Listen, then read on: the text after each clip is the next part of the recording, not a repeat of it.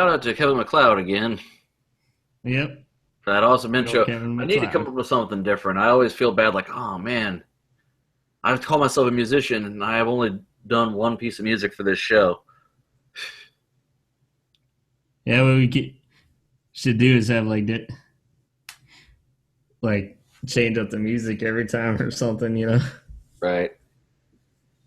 Um, I'll put that MIDI controller on my Christmas list, and hopefully before too long I'll be like Keyboard Cat. Do do do do do do do do. yeah, yeah, because that's pretty much the size of the thing that you wanted. You didn't want something like really huge, but Well, I'm getting them. It's a. Is it 49 keys? I don't know. It's a smaller one, but it can go up and down octaves, so I can play more stuff. You know what I mean? yeah, I know. I got you, man. Uh, but so what's been going on with you, man? Oh, on fuck something up. Task manager. Okay. Just working a lot of overtime. You know, working for the man every night and day.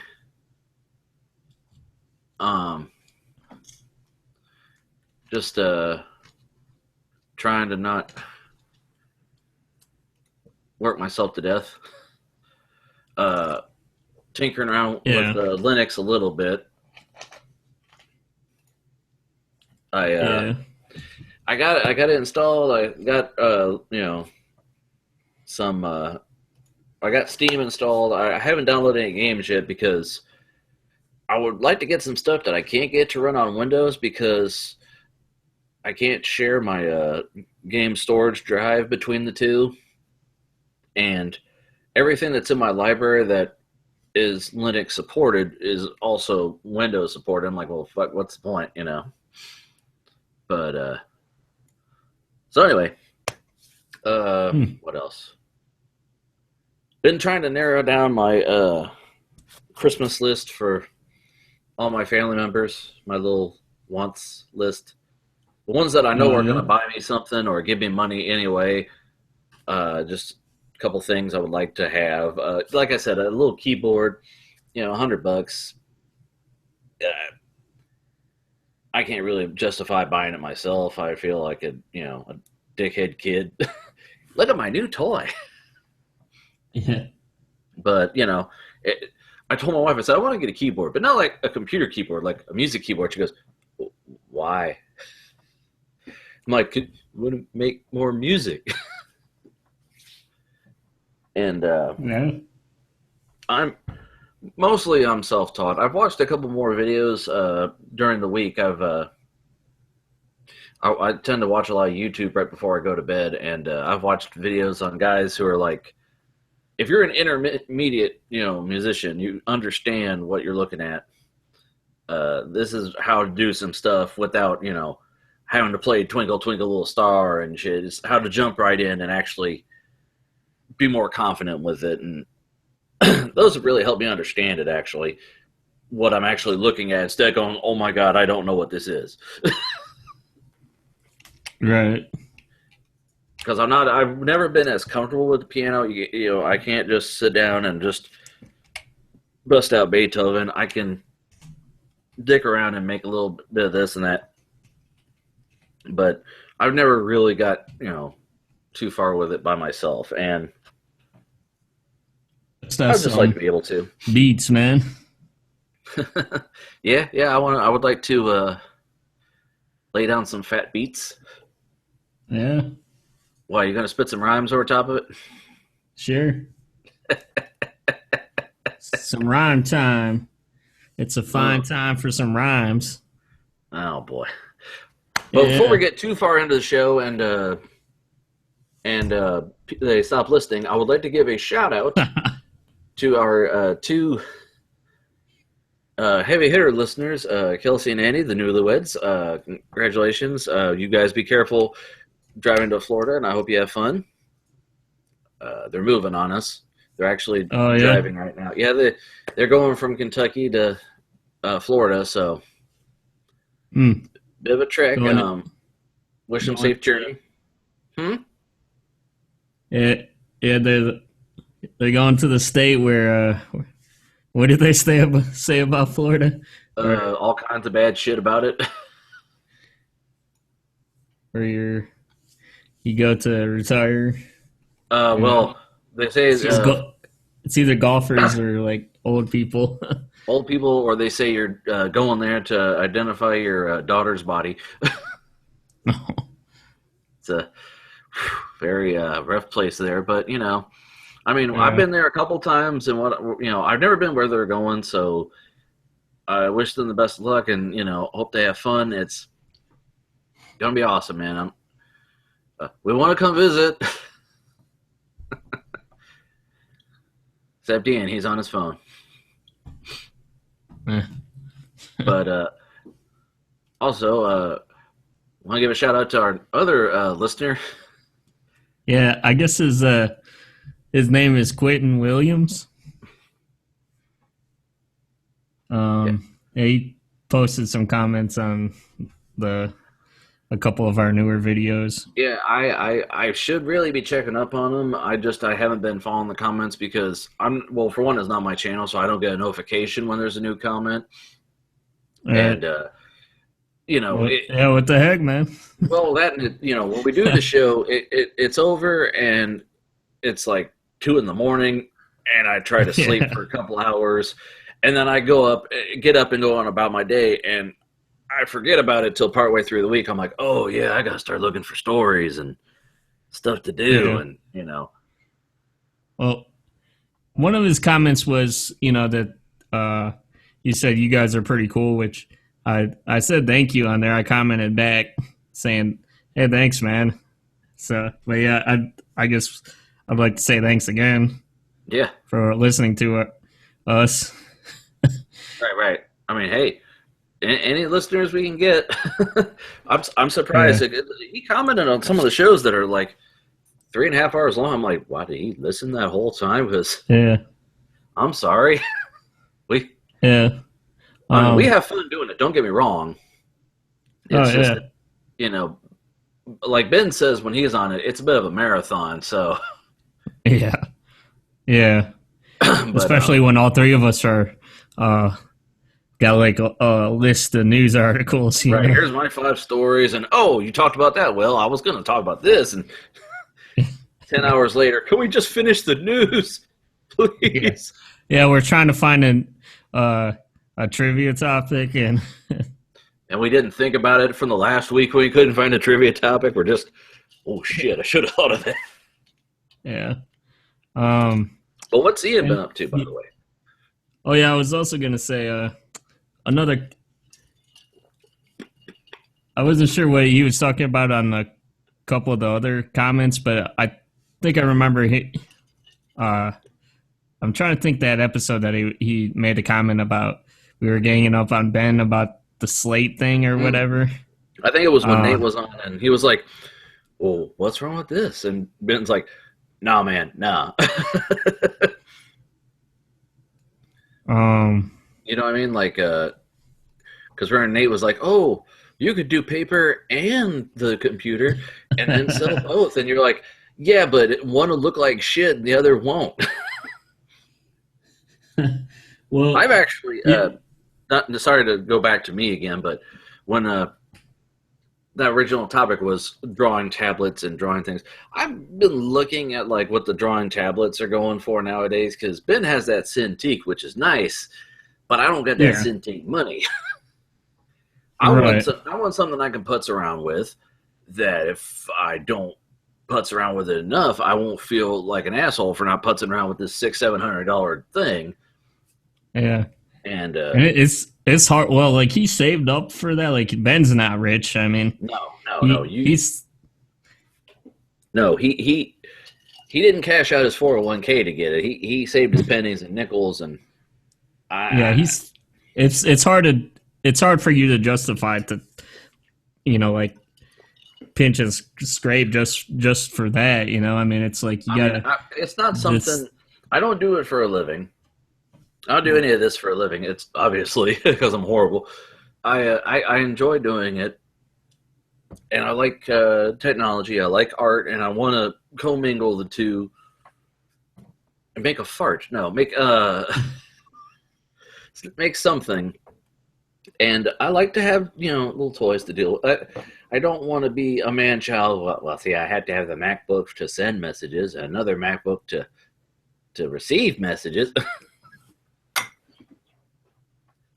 Yeah. So, but yeah, it's hard just to say, oh yeah, I'm going to put all my money just for this one thing, and yeah, it wouldn't really be justified for your case. Well, like I was saying, what the crap I want to get for Christmas, I'm putting stuff on my list of like, people who are just going to either give me straight cash or buy me something I don't need. Hey, here's something I could use that's not socks. Yeah. And leave some of the other stuff for me. Like I want to buy myself a new desk and I want to buy myself a new phone because I'm an adult and that's what you do. You buy your own furniture and you buy, except we bought my father bought us our couch because he wanted to get us something and we want a new couch. And we're like, well, you can buy us a new couch, but you don't have to. Oh, I'll get you a couch.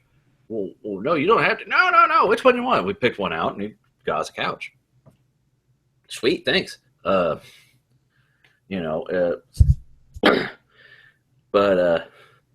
like I said, a little keyboard, $100, something I can beat around on, make some music, and sit on a desk when I'm not using it.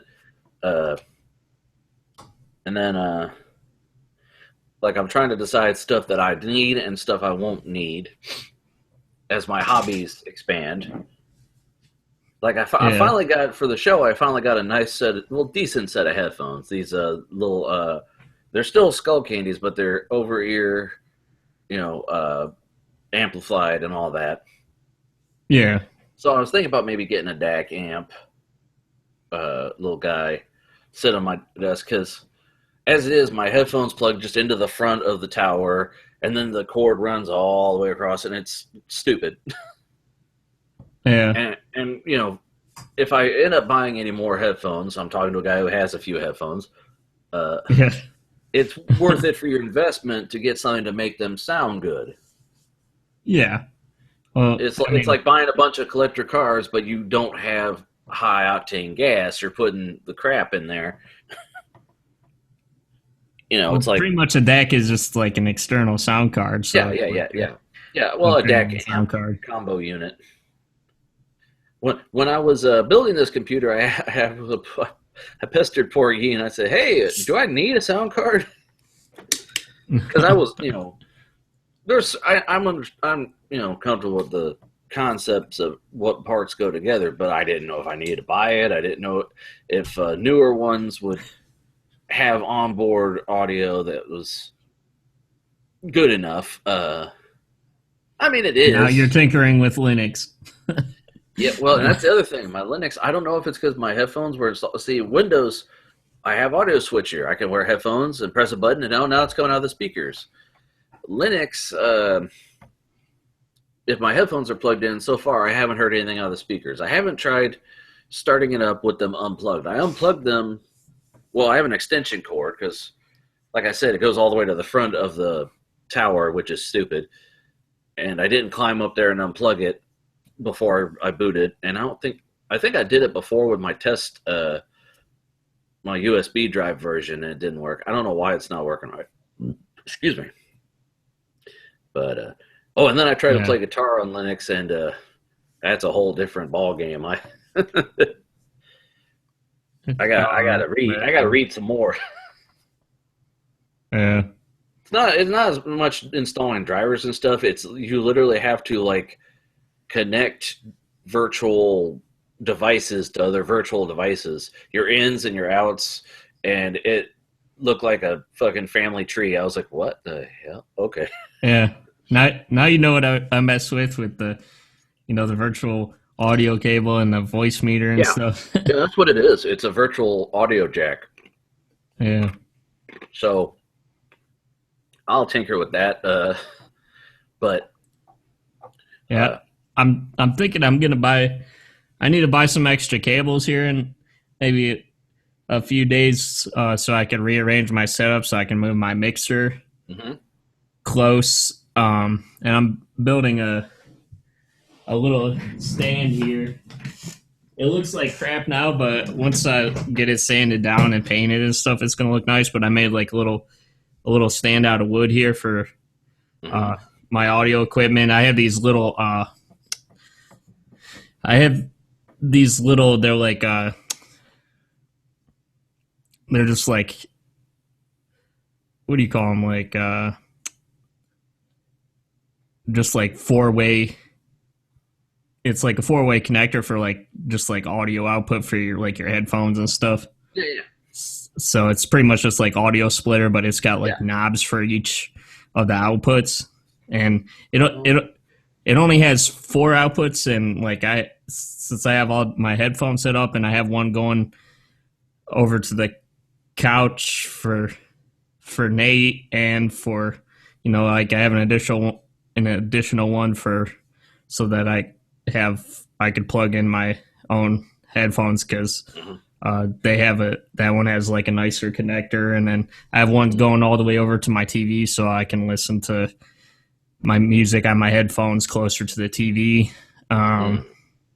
So I was going to get another one and just have one of the outputs from that going to a secondary splitter. So Mm. I was going to mount both of those splitters on this thing and mount it, Ah, and then just have it behind my mixer. right. You know, um, they have. I was looking on there. They have like 8-channel, I think, splitters for headphones, but those are like really expensive. So Right. the one that I got, I don't know, like I could toss you a link if you want, but it's only like, it's like $25 or something. I don't know if you need like multiple outputs coming from your computer, but yeah. I think I just need the headphones and the speakers, because I just Yeah. it's just You me. probably just plug the headphones right into the speakers, huh? Well, you know how it goes. Yeah. If I'm feeling flighty, Yeah. I'm feeling fancy.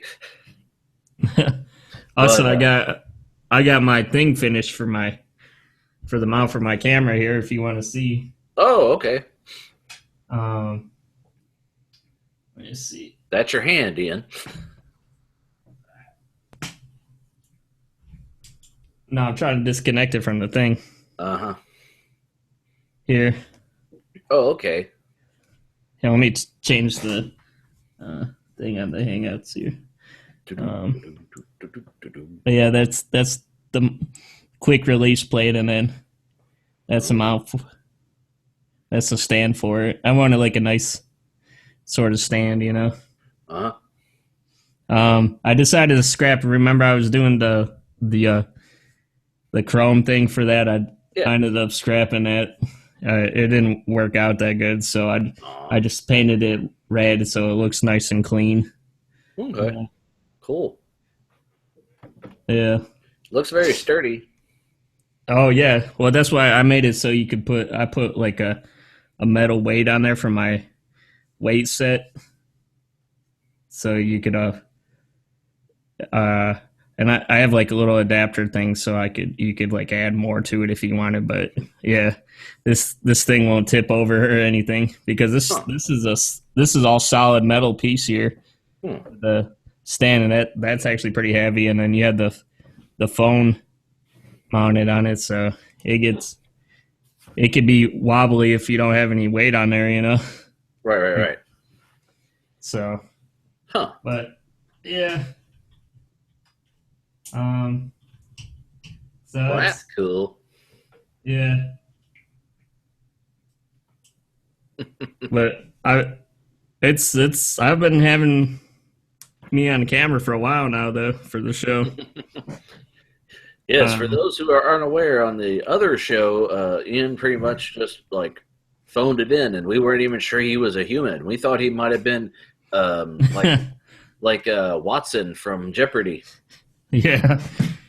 Yeah, you just looked at my whole like either I would do the screen share for most of the show, or you would just see my icon, you know. Right. But most of the time I do just do the screen share because I have to do it for the trivia and for the news and stuff. So it's like, Yeah. but at least you get to see me now Yeah. like at the beginning, and I try to do it a little bit at the end when we're just talking, even though we want to get the fuck out of there. I want to go to bed, man. Yeah, me. I need to clean up this room before I put on the lights because uh, this is just our guest room, and it's been the catch-all for stuff that I say I'll clean that up later, and then like. Yeah, we gonna be seeing any cool Reddit battle station posts from you, man? Well, that's my goal. I want to clean all the stuff up so it's not a mess. It's just organizing stuff. And then I've got to move the bed over. And then I want to get a new desk and put it over there because it's a bigger wall. This corner is well outlived its welcome. It's I've got just enough room to get my hand behind my tower, and I can't see what anything is. And I can't put any more monitors without blocking the air vent that lets air from the air duct up through the room. And in the summertime, it's hot as ass. We're gonna get another window unit for this window, but I don't want the thing to be blowing on me. So I'm gonna move my ass over there. And B, I want a long desk. I decided I want to do kind of like I showed you Random Frank P's setup where he's got the 98 or whatever inch IKEA countertop that he's using as a desk. Right. And I want to go that route because it's fairly cheap for an all wood top, and then I can make it modular. I can put drawers under it or legs if I want, and I'm still trying to settle on exactly my monitor combo. Right now I've got 3 screens, and I would like more, but I don't want to. I got to wait till I get the desk first before I decide, okay, that's too much. Oh my God, that won't work, Right.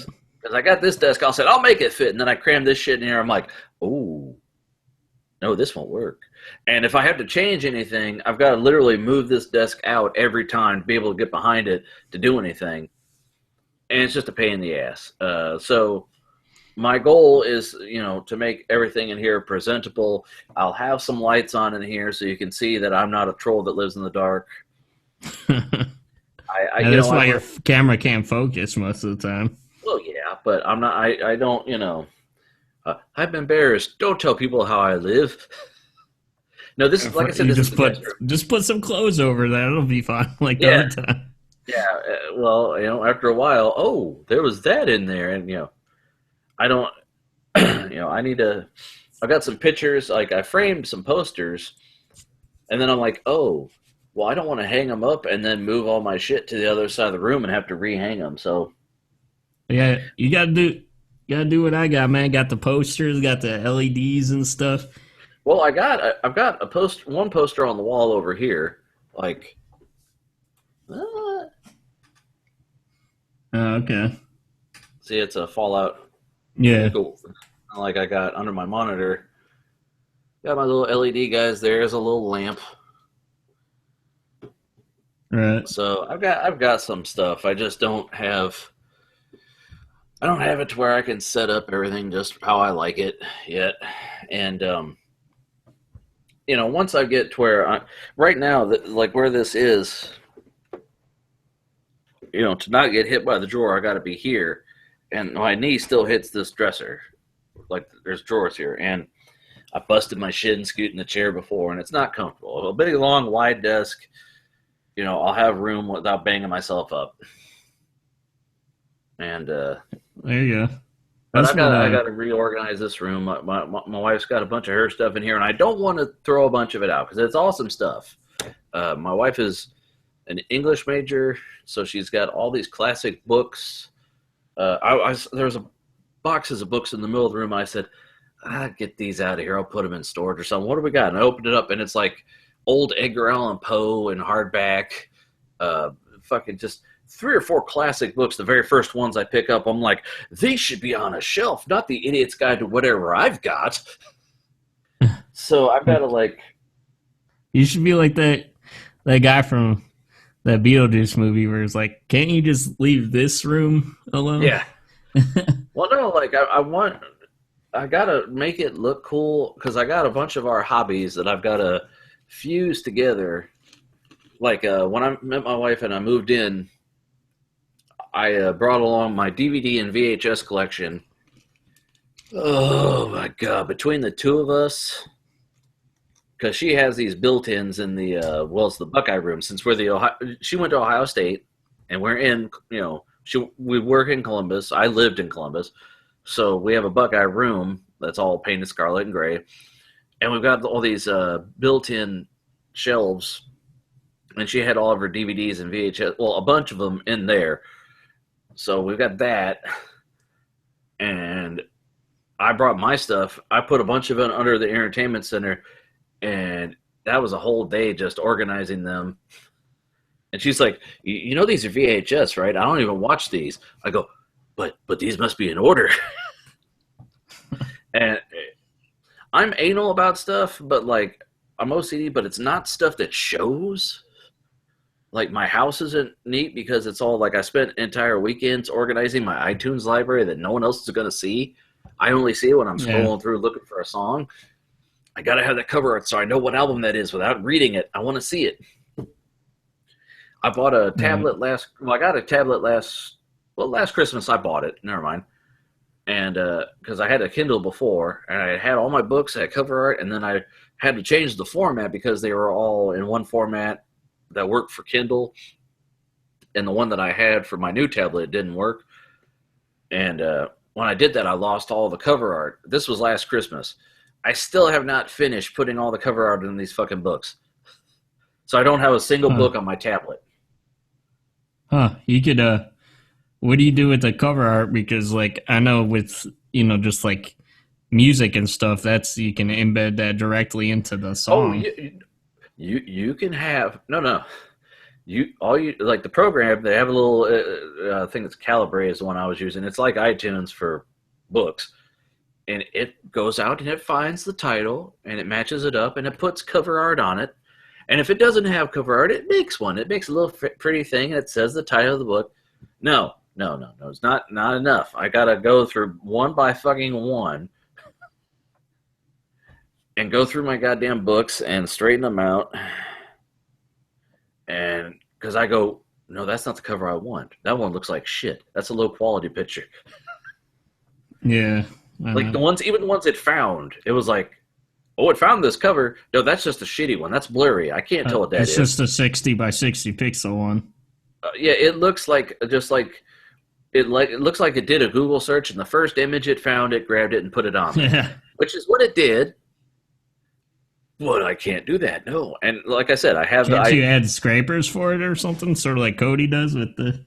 it's a specific thing for it. It's an open source program that's I haven't actually messed with on Windows yet because I did this simultaneously while I was sorting my movie and TV library.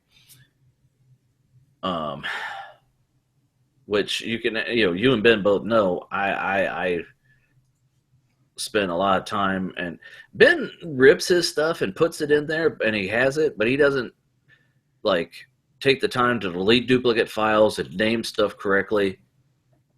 Because we both share our Plex libraries with each other. Because you can do that if you're friends with somebody who has Plex, you just give them your login and they can view your library, and you can watch each other's stuff.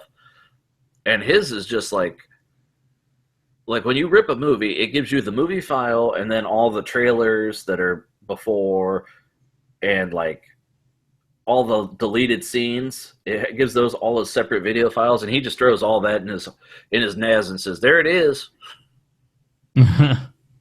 No, you're supposed to organize it, and if it's like I'm the asshole that when I do that, I'll have the movie file, and then I'll take the movie file and I'll put all the deleted scenes.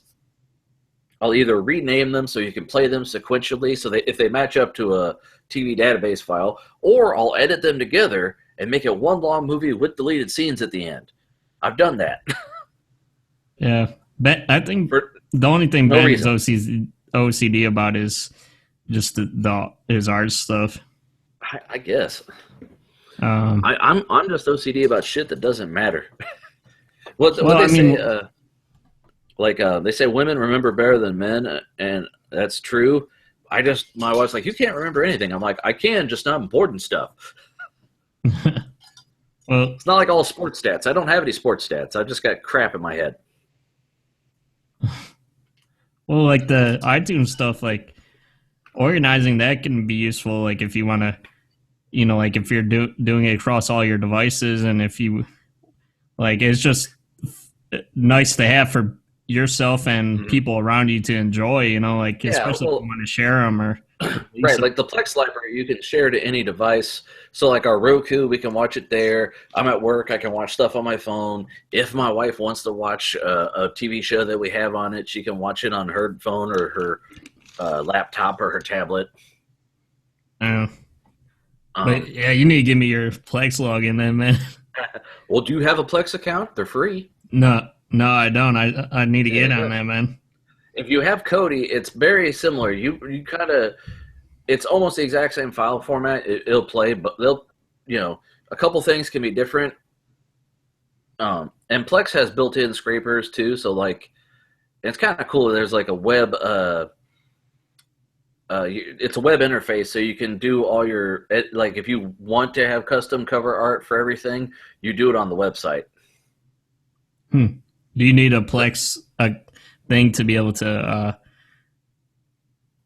for me to be able to view your stuff? Then. yeah, you'd have to have a login. Uh, I was talking to a guy because a guy I work with, we actually found out we both have it and enjoy it. He gave me his and I gave him mine, and he's like, "Yeah, it blocks. Like you can watch each other's movies and stuff, but it blocks it so you can't both watch the same movie at the same time, so it's not breaking copyright." But he's like, how often are you going to watch the exact same movie at the exact same time? And I was like, well, what's the point of? I paid for the Plex app. If you buy the app, or if you find the APK from places, which I've heard about on the internet, I actually paid for it because I had Google points for doing surveys. But anyway, Right. if you Yeah. buy the app, it's $5 one time. Then you have access to your library from any. Like I've been at work and on my lunch, and I'll watch a movie that I have in my library because it's there. Uh, I was like, what's the point of like they have a subscription based plan where it's per month, it's like $5 a month, and he's like, the only thing it does is caching, so you don't have to, uh, you know, it Plex transcodes the computer you have it set up on. It will transcode on that device, so it just streams straight to whatever. Like if you have an was it MKV or whatever the big file Yeah. formats that aren't native to like say a iPhone, you can watch those Right. on your iPhone because it transcodes it at the server. Oh, And I okay. guess if you pay the extra, you get the caching, so it's supposed to be faster. I don't notice a fucking difference. I have high speed internet, and everywhere I'm at when I'm using it, I have high speed internet because I'm on Wi-Fi. I'm not going to use my data for that. Holy shit, that's a horrible idea. Yeah. Which, by the way, like, not to veer off topic here, but like, so are we like, are we like Spectrum now or something? What? Like, because I got, because I think didn't Spectrum buy out Time Warner? Um, Because I got a thing in the mail that said Spectrum or whatever. So like, I've been meaning to open it and see what that was all about. Time Warner got bought by who was that? Was it Spectrum? Hold on, because we had that as a news article, but I forget. It's been so long. I haven't seen anything like all my stuff still says Time Warner. Time Warner. Uh, Spectrum. Let me see.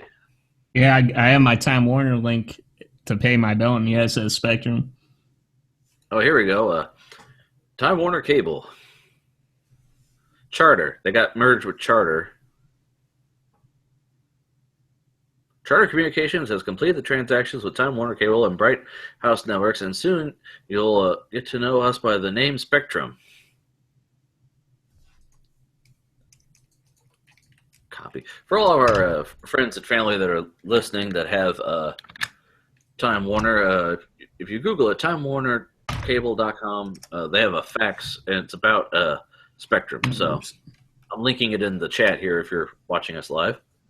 Well, here's the thing to pay my bill through. This is your account that you could, like the sign-in page for your account, and then it says Time Warner Cable Spectrum. Oh, yeah, they got bought out by Charter, and then I guess I don't know. So, like, I was reading is the terms. Spectrum? Is that? Oh, go ahead. I was just saying the terms with the buyout. The FCC okayed them to do it. They just said that for the first, I can't remember how many years, they're not going to have data caps, which is good. Right. Because Comcast is screwing over their customers with a 1 terabyte per month limit. Yeah, that's crazy, man. Which sounds like, who's going to use a terabyte? Okay, my other hobby, data hoarders on Reddit.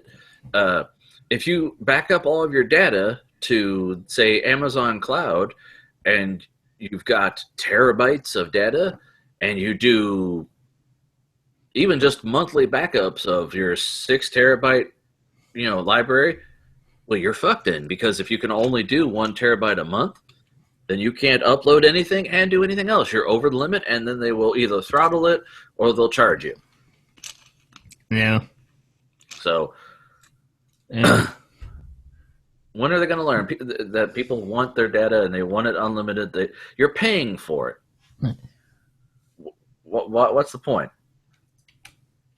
But anyway, so we've been chatting here for a little bit. Is it time for the news yet, Ian? Actually, I'm working on giving you my links. I know I was late about it, and I apologize for that. There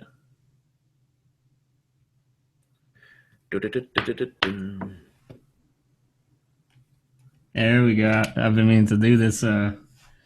We could do this article first if. But yeah, we'll start with the news here. Yeah.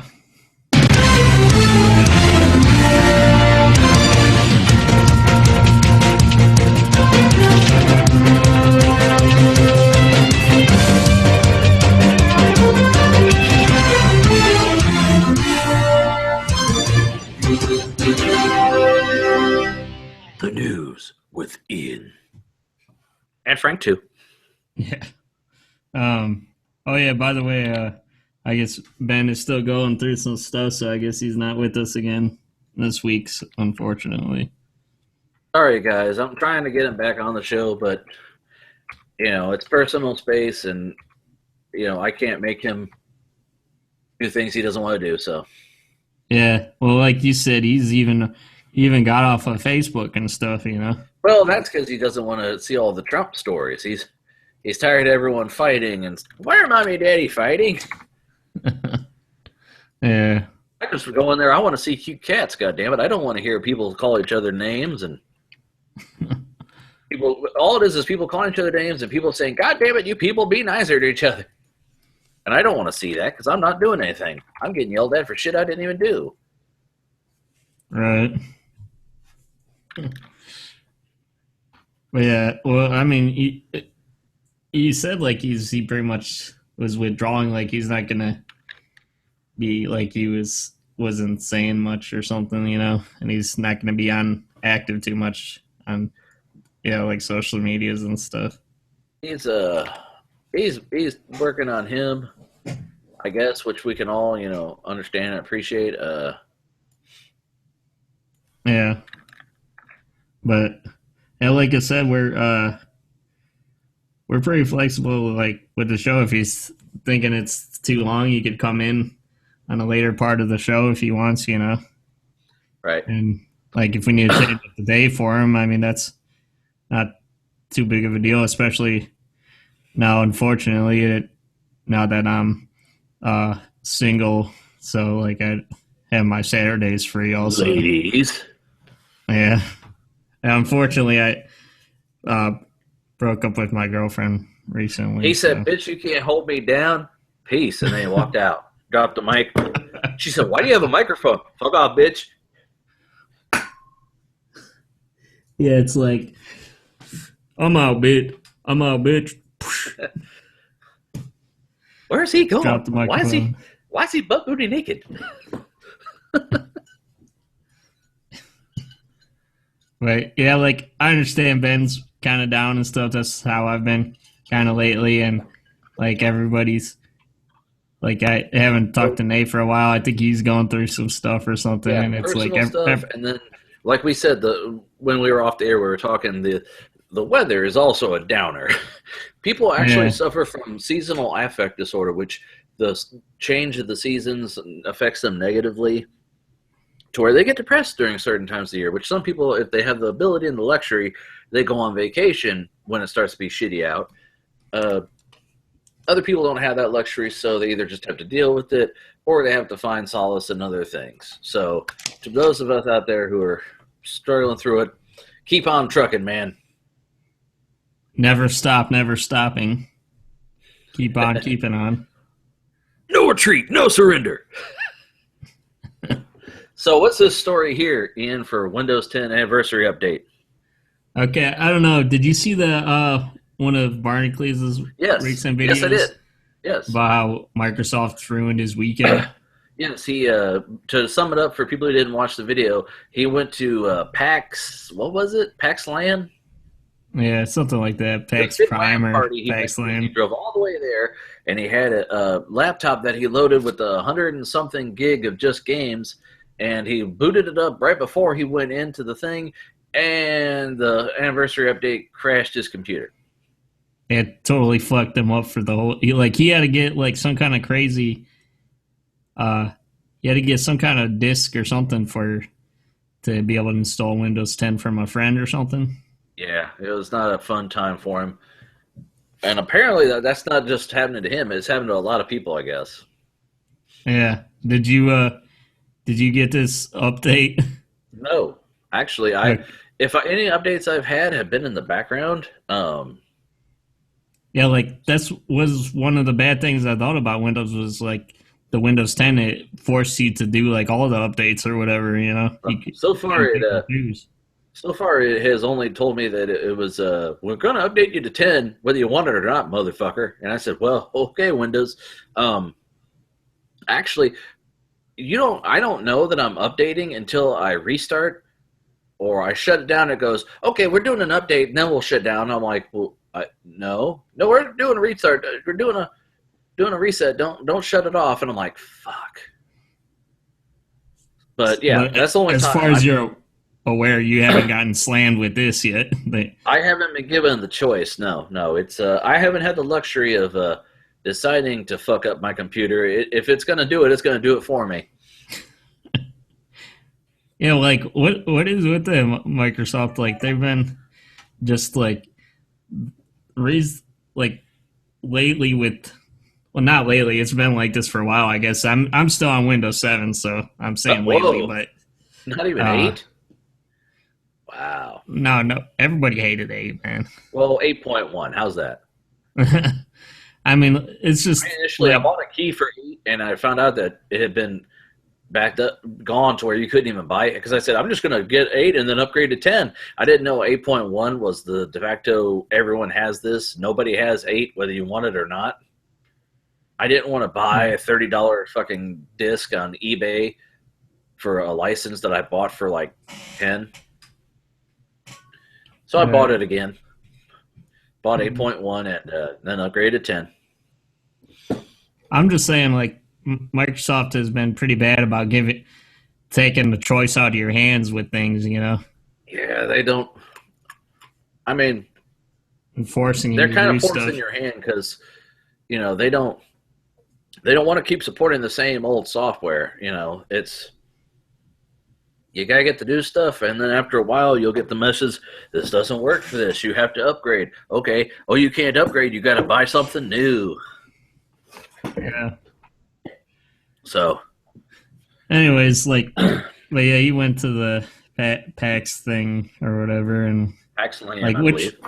which, by the way, like, how is he supporting all of his stuff, like his family and stuff? Like, is that all like his old YouTube money, like from his, or I like don't saved up know. Microsoft money? Because like he doesn't put out that many videos and stuff. Well, he has a Patreon. He has a store.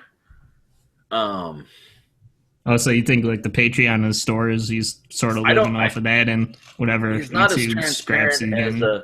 oh, he's not as transparent as say what has become of Tech Syndicate here. Yeah. We Ian and I live on YouTube, so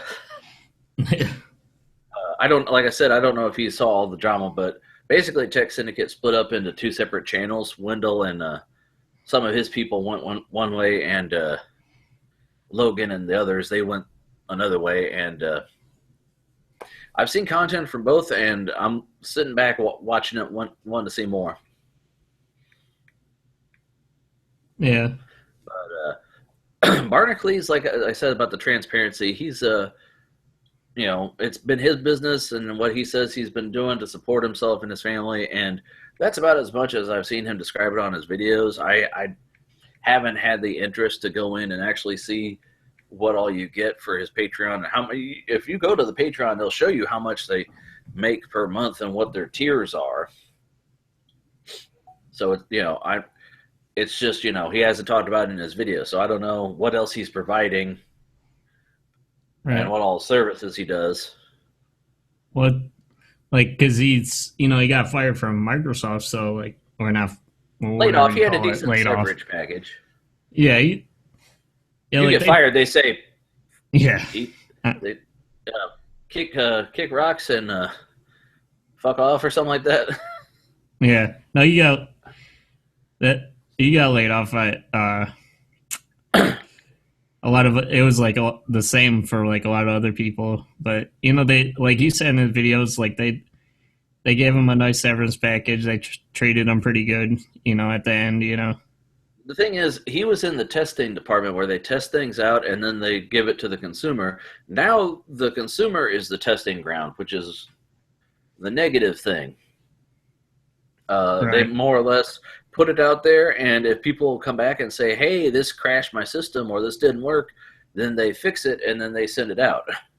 They figure it's Yeah. easier to shoot first and ask questions later. Right. But I'm just saying, like he got laid off from there, and then like he's buying like all this crazy stuff, like those Titan XPs. He bought two of those, and he's still pumping out, like videos of him showing off what he's got and stuff. And it's Well, like, how much of it I mean, is that's sponsored slash, like when he does reviews on stuff, a lot, not all of it is bought, by oh himself. yeah, I realize that, but I'm just saying, like he still seems like he's doing the same, if not better than when he was at Microsoft. Which is, I I mean, mean, that's cool, man.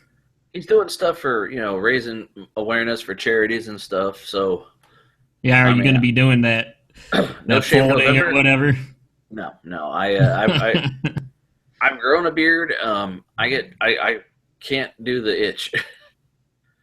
And plus I got dry skin. It looks dry. Dandruff in a beard looks fucking horrible. And no, can't do it. So No, I mean, what was that thing, that code folding where it helps the cancer research on your computer or whatever? I have no idea. I haven't seen all those videos. I just saw stuff and I'm like, yeah, I don't care about that. Yeah.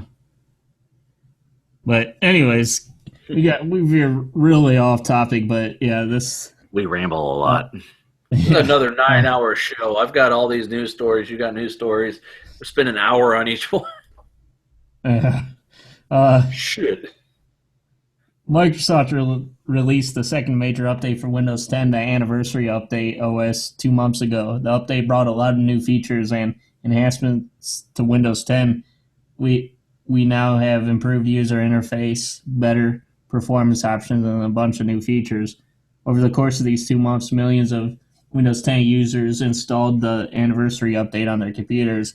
The update brought the innovations mentioned above to all users who installed it, but not everything is so positive, as the update caused many issues and problems, maybe even more than the previous major update, the Threshold 2 update. After these 2 months, we decided to make some sort of a roundup of the most common problems that bothered or are still bothering Windows 10 anniversary update users. Yeah, we also need to mention the issues we're going to talk about in this article concern only the public version of Windows 10. We are not going to take into consideration the problems bothering Windows 10 insiders. We have a separate place for that. Okay, so some of the common issues with it. Definitely the most widespread problem with the anniversary update occurs even after the new Windows 10 version is installed. That's right. We're talking about the installation or download fails when trying to upgrade to the Windows 10 anniversary update. Many users have been reporting this problem on Microsoft forums since August 2nd, and reports keep coming, and even to this day. Um, yeah.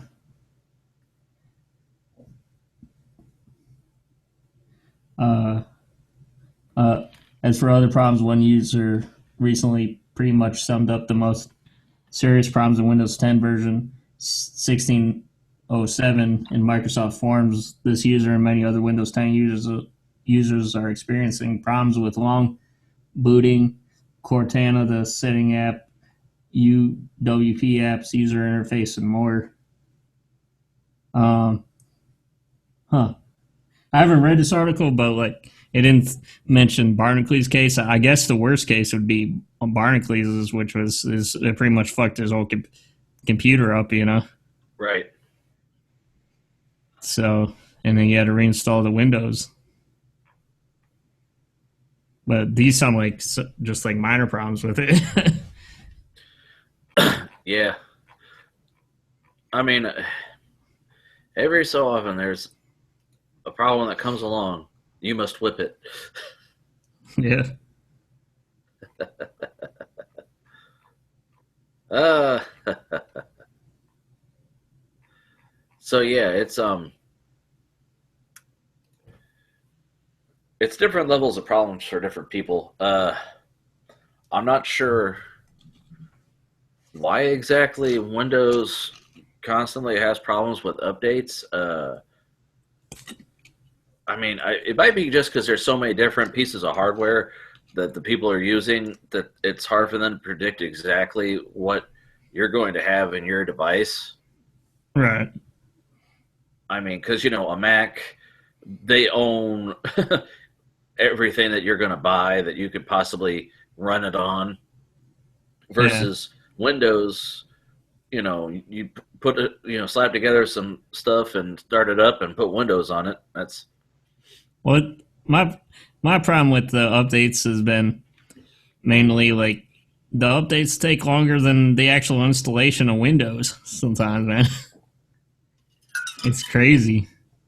I mean, only problem I had was when it wanted you to upgrade to 10, whether you were ready for it or not, and my old internet connection was not up to snuff to be able to download it and do other things, because it would try to download it on the show. Well, that would fuck me all the way up. Oh, you hit the X button. You meant to say yes. Right. Well, it would do it in the background, and then I was like, "Why is it being so slow?" And then it was like a pop-up like that. You would get a window all of a sudden. Oh, hey, we're going to install it. No, and it would, say sorry, and then 5 minutes later start downloading it again. Yeah. That was the only problem I've had really since I've done this. Yeah, that's been the main problem with everybody is you go take a shit and then you come back and oh yeah, you got Windows 10 now. Right.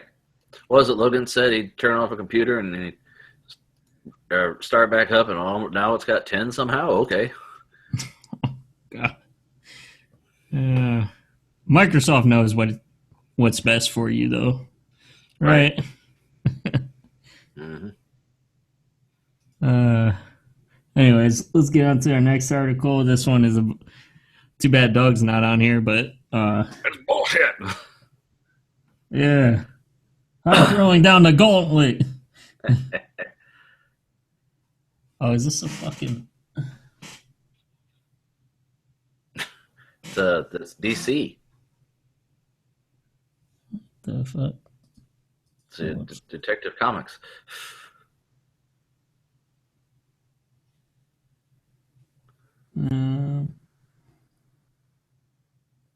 What's this supposed to be, Ian?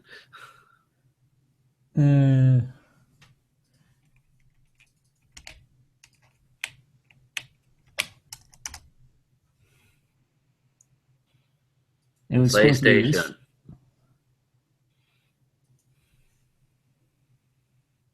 It was supposed to be this one. Oh no, hacked again. Yeah. Let me move this to another screen so I can actually read what I'm looking at. Okay.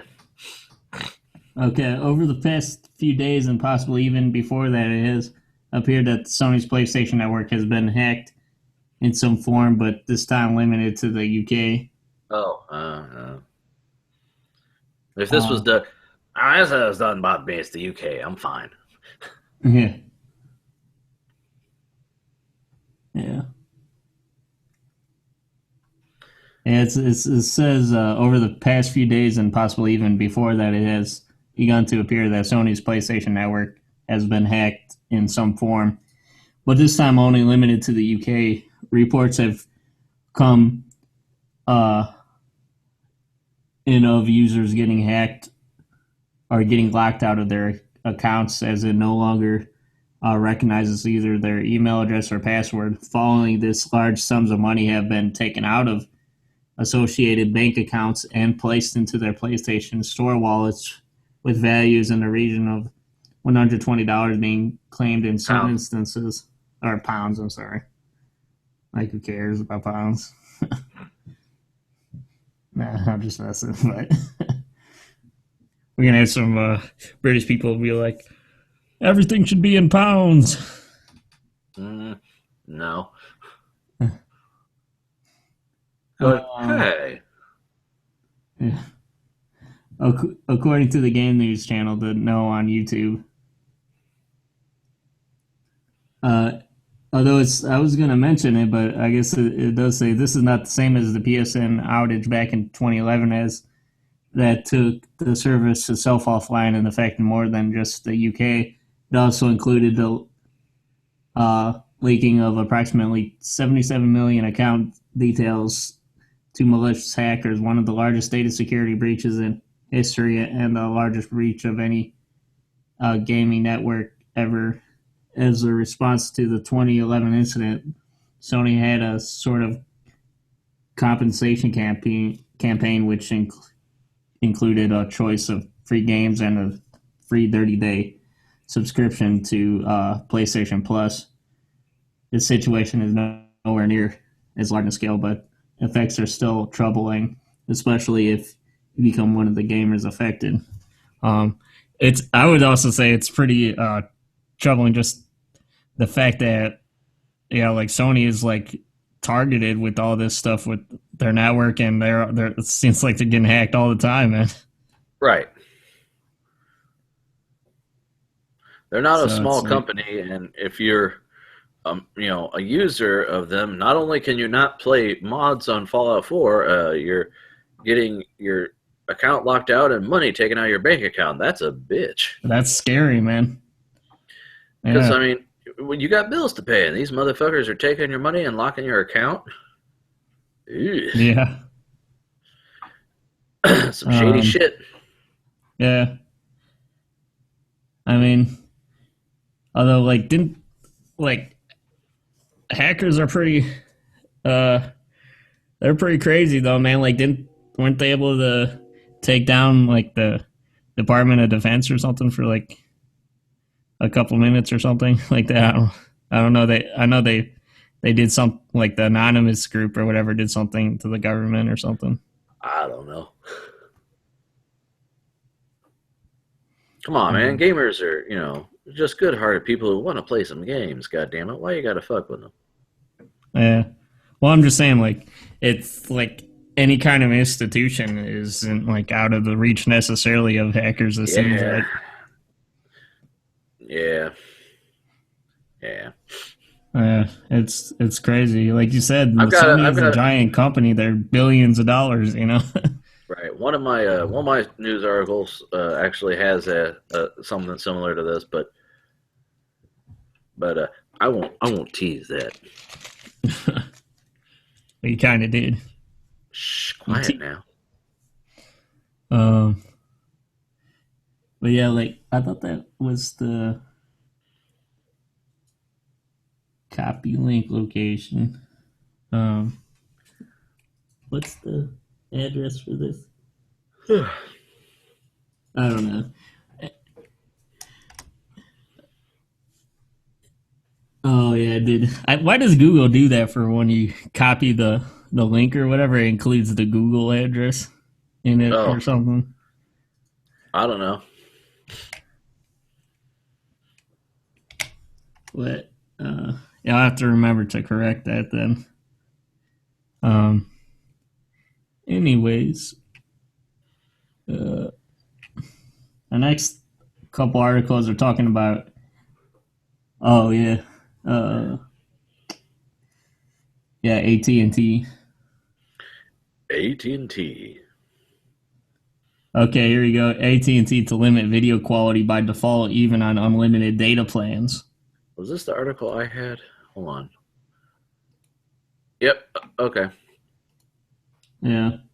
Cellular customers can opt out of Stream Saver, which limits video to 480p, which was also the problem with my, my little Android box for the YouTube. That the YouTube, they have like some kind of thing set up for different devices where Mhm. they'll limit the quality.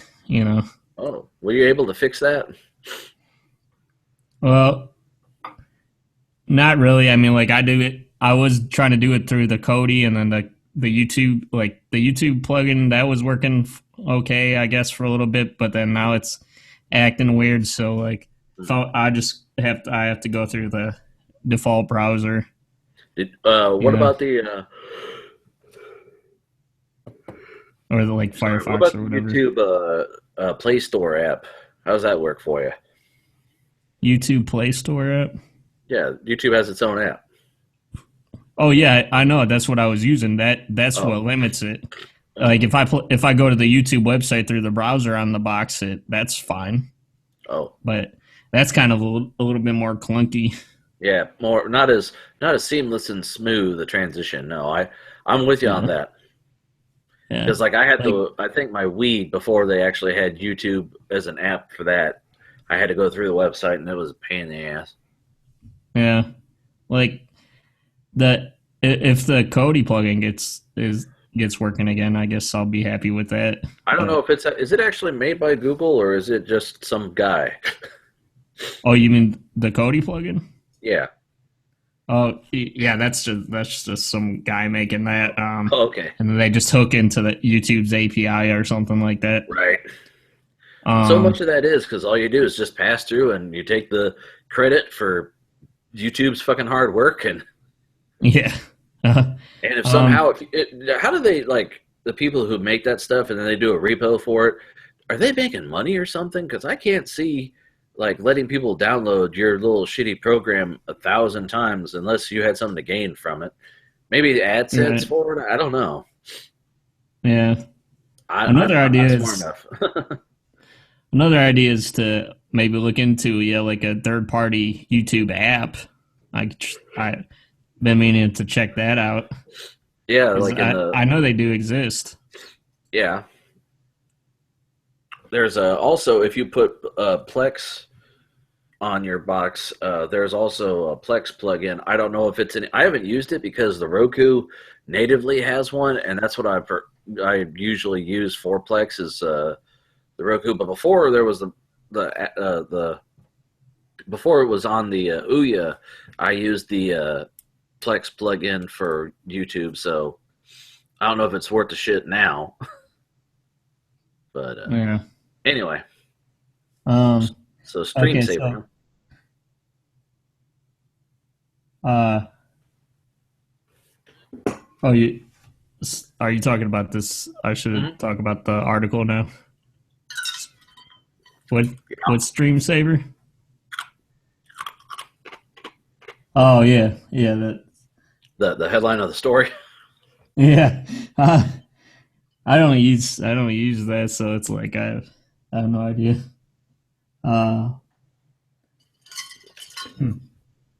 I'm T-Mobile, so Boom, boom, boom. We use Verizon. That's cool. We used to have Verizon. I mean, Verizon was pretty good. Yeah, I have to use it because as like far as distances we travel, I can't get coverage with anything else. It like at my in-laws, it's the only thing that worked. On my way home, everything else would drop a signal so many miles down the road. So, plus my wife has it, and Ben has it, and everybody else has it, so I get free calls. Who's hotter, the Verizon or the T-Mobile girl?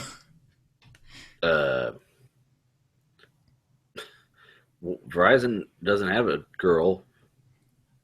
I thought they had some kind of.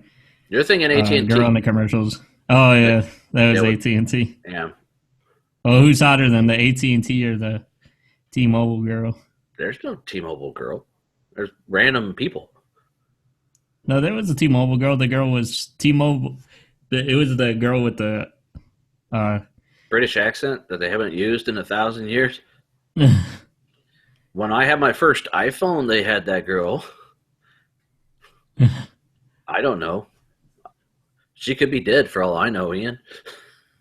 Well, I remember I saw like a girl like in one of the T-Mobile commercials with like all pink and like black on, and she was like riding a motorcycle or something.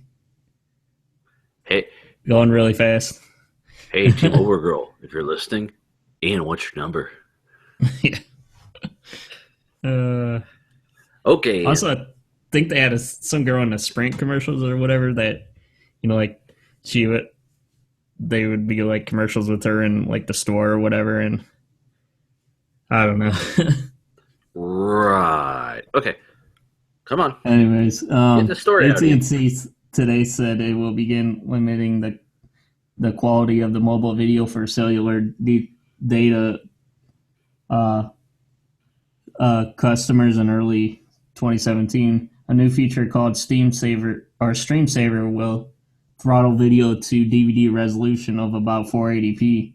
Customers will be able to opt out of Stream Saver, but it will be enabled by default, even for customers with unlimited data, AT&T told ARS.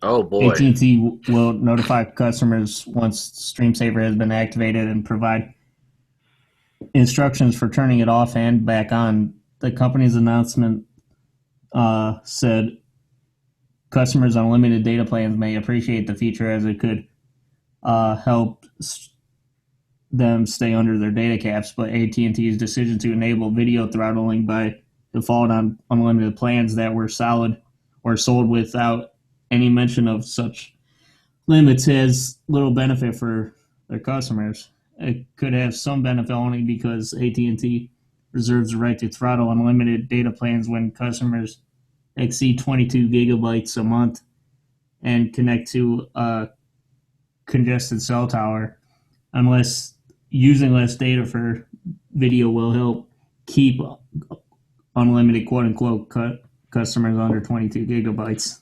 I love how they add the quotes on that, unlimited. Yeah, they're all going to have finger quotes for unlimited eventually. Yeah. I mean, I can understand if you're getting it for your Nana or somebody who wants to stream some movies every now and then, but doesn't, understand that they're not on an unlimited plan. But this is for unlimited plans too. Oh, look at that nice puppy dog video.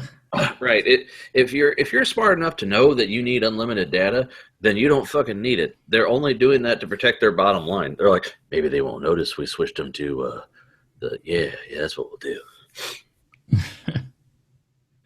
I mean, can you even get YouTube in 480 anymore? I don't think. I think it goes like 360 to like 720. Let me see. Yeah. Let me Google that while you're. Yeah, I think that is an option. I think it goes to like 240, 360, and then 480. 480p. Let me see here. YouTube 480. 480p is just that's more of a 3/4 aspect ratio, I believe, because that was the old like standard video size was 480 by 720. That's Right. not a widescreen. They got to keep. Hey, they got to keep the resolutions in there, man, for the non-widescreen people who are still back in like 2000. For the people who are still rocking the 4x3, which, hey, look, I've got an old Dell 17-inch up here, but the only thing I can use that for, I use it for Google Hangouts, and that's it. And that's just like the buddy list screen. I don't know what the hell they call it on Hangouts. I keep that up on it, and I had to those bump could it be up. good for the, like if you're doing the vertical ones, which I thought that you were doing, right? Oh, the portrait? Yeah, the portrait. I had it portrait, but the thing is, they're not tall. A 17-inch, the 4x3 monitor, 17-inch, is as tall as my 27-inch monitor that I have over here now on portrait. So it really wasn't that big. It was a little dinky thing. And now with this 27-inch flip portrait, I want to go bigger. Not littler. I want to go bigger. Bigger. That's what Yes. she said. Whoa. Not after they came to me. But, yeah, so, I mean, they're trying to keep people from capping out their data. Thing is, they realize now that with smartphones, people don't talk, they text, and they send video and pictures. And that eats up all their data. Yeah. So they're trying to recoup that expense and save it, and people go, no, more. So, Well, like, I don't know though. Like, are you really worried about watching 1080p though on your little phone? well, if you have the device that'll handle it, and you're paying for the unlimited plan, I mean, it is kind of shitty not to tell you that it's default to that. Because, like you said, I agree. you had the Android box, you didn't know why the hell you couldn't watch YouTube at a higher resolution because you're having it hooked up to a TV. If it was hooked up to your phone, you wouldn't even notice, but you have it hooked up to a fucking TV. So, I mean, my phone that I want to get, the Pixel XL, it's a 1440p phone. So, if it'll do it, it wouldn't hurt to be able to, I'm getting it's built to do it. Why not be able to get the full benefit of it? If it's, if I'm paying for unlimited, God damn it, give me unlimited. Yeah. It's like going to an all-you-can-eat buffet, and they give you 2 plates and say, well, we'll see you when you get ready to pay. No, I want everything. So my tablet, you can have a data plan on the tablet, although when I was setting it up, I decided just to have it'd be Wi-Fi, because I didn't want to have to pay a data plan just for my tablet. Right. Yeah, if you got Wi-Fi, I use Wi-Fi for everything because why the hell not? Yeah. All your devices, you're already paying for an internet connection. So. Yeah.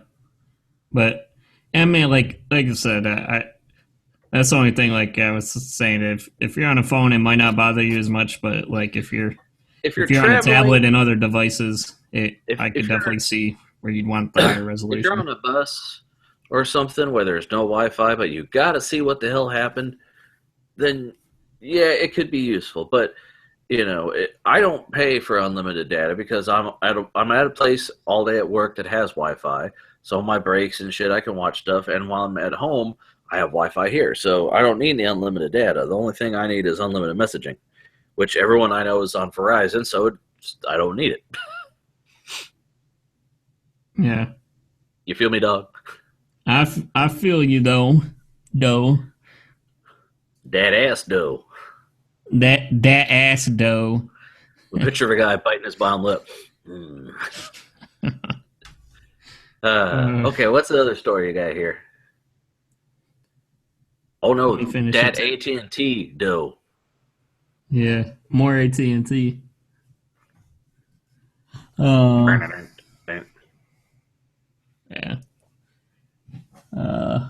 Yeah. AT&T zero rating of DirecTV data may violate net neutrality. FCC says. FCC. Yeah, here's more FCC throwing its weight around, and the FCC won't let me be me, so try to shut me down on MTV. The phone companies throwing their weight around. It's just like pretty much they're probably the same entity at the end of the day, but it's yeah. I mean,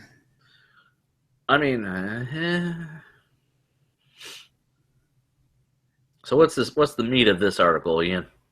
AT&T exempts its video from caps, charges other companies for same treatment. The FCC says AT&T may be violating net neutrality rules by allowing DirecTV video to stream without counting against mobile data caps while charging other companies for the same privilege.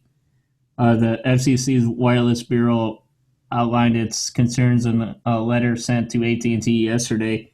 AT&T owns DirecTV and quote-unquote zero rates its video so that it doesn't count against the data caps imposed on smartphones and other mobile devices.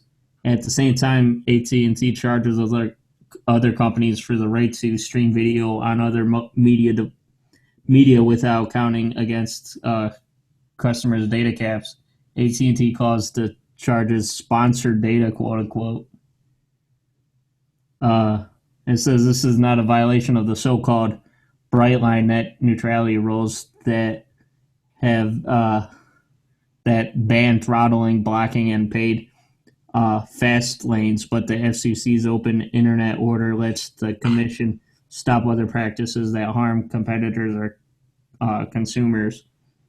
It says, quote unquote, AT&T seems to be acting in ways that may harm open internet, such as preferring its own or affiliated content and demanding fees from edge providers, the FCC said, quoting from guidelines in the open internet order. The DirecTV data cap exemption combined with AT&T charging competitors for data cap exemptions may obstruct competition and harm consumers by constraining their ability to access existing and future mobile video services not affiliated with AT&T, the FCC said. AT&T started exempting DirecTV streaming from mobile data caps in September.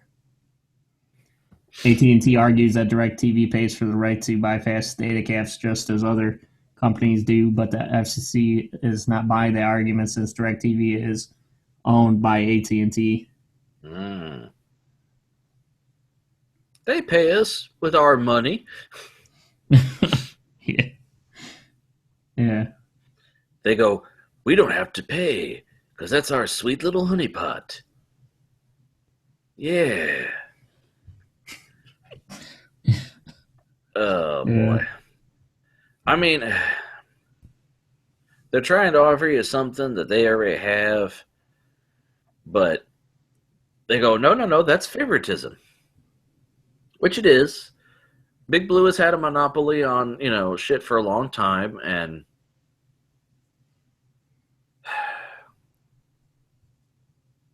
I mean, eventually I think they're going to have to just pay because they're going to make money from these people who can stream their DirecTV to their fucking phone. Right. So I think they're just going to, have to pay. If they give them a set fine, I think they'd be fine paying it. because they'd be stupid not to do it and make the money. Unless they get shut down for whatever reason by the FCC, which I don't think that's going to happen. I think they're just going to say, well, this is kind of shady, so here's a fine. And then both sides benefit from it. Yeah. Is what I foresee happening. Yeah. I mean, because otherwise, are they going to go and see all these different, companies that aren't being given the same treatment from AT&T? And no, of course not. No, the only way they would pursue it is if one company thought it was so outrageous that they went and sued, and then they had examples of where the violations were. I don't think they're going to investigate shit. I think it'll be a one-time fee, maybe an annual fee that they'll be able to afford because they're making money hand over fist with this. Right. That's just my thoughts. That's like who was it who charged BP when like they were spilling all that oil into the Gulf, and BP was like, "Okay, here's some money." Yeah. Well, we're not going to make money? Shut up. Here's some money. They're going to pay us.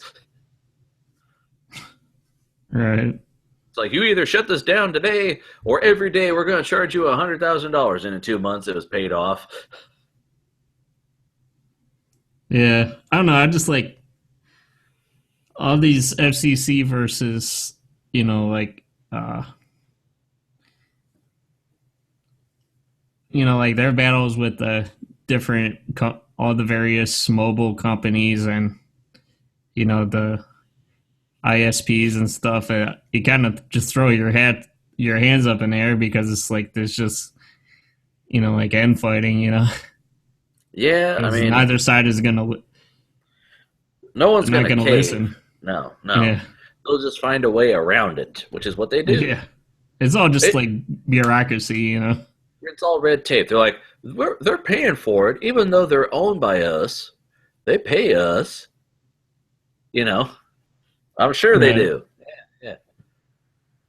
And even if they do, I'm sure they're paying through the nose. Yeah. They bought what they mean by is, they pay us. They took us out to lunch one time. They bought us a salad. They said, okay, we'll do that. So we'll make money, huh? Okay, cool.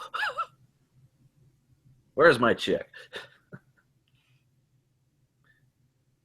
So, yeah, I mean, every company's in bed with everybody. It's more of the same. I mean, the FCC, they're trying to keep the net neutral, but, when you can afford all the lawyers, which the big companies can do, they'll find ways around it and to fight it and to postpone it and to make money, because that's what they do. Everyone tries to make money. Just they're better at it because they have more lawyers to let them make it. Yep. Cool story, bro. Yeah, just more FCC battles, I mean, they're interesting. I guess it's interesting because it's something different each time. It seems like they're the only police that matter, for like the internet and for communications and for data. Because as privileged white men, you and I sit on the computer all day and go, well, they got that fighting air. That's not going to bother me. And they go, by the way, the FCC says that your TV on your phone is illegal. What? No. So, I mean, I can't bitch too much. I do have DirecTV. I don't have AT&T anymore. But when the FCC bitches about stuff, you kind of got to listen a little bit and figure out if it's bullshit or not. Yeah. Now, what channels do you have on the DirecTV that you keep the DirecTV for? Channel 10 News. And That's the I big don't. I stuff. told you I'm so far north. I would get the Cleveland feed, and I don't care about the Cleveland traffic and weather.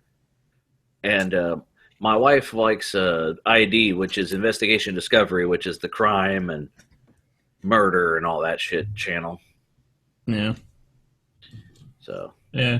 Well, that's one thing. Like, I mean, if you can't, if cable companies didn't want to like cave on having like everything just be on demand, at least let you be able to customize your channels. You know. hmm I mean, I we're mean, down to the basic package, but there's shit that's included in the premium channels that I thought would be in basic, and it's not, and vice versa. It's like, why don't we have this? Like, my wife and I will be flipping through the channels, and we'll be like, well, what's this thing we should have? And we go to it, and we're like, we don't have that, really? But, every so many months you get, like, free stars for a weekend, so. yeah. But what else you got here? Oh, FBI. Oh, boy. Yeah. Here's another government agency here. At alphabet soup letters. Government agency. Usually they're. I noticed like all the agencies are like usually like 3 letters or something like that. Yeah, because the average person can't handle abbreviations with 4. Right. What does NAFTA stand for? See? Hello? Yeah? NAFTA? Yeah. Isn't it the North American Fair Trade Agreement? See? You had to think about it. Well, I didn't hear what you said, and then I thought you cut out or something.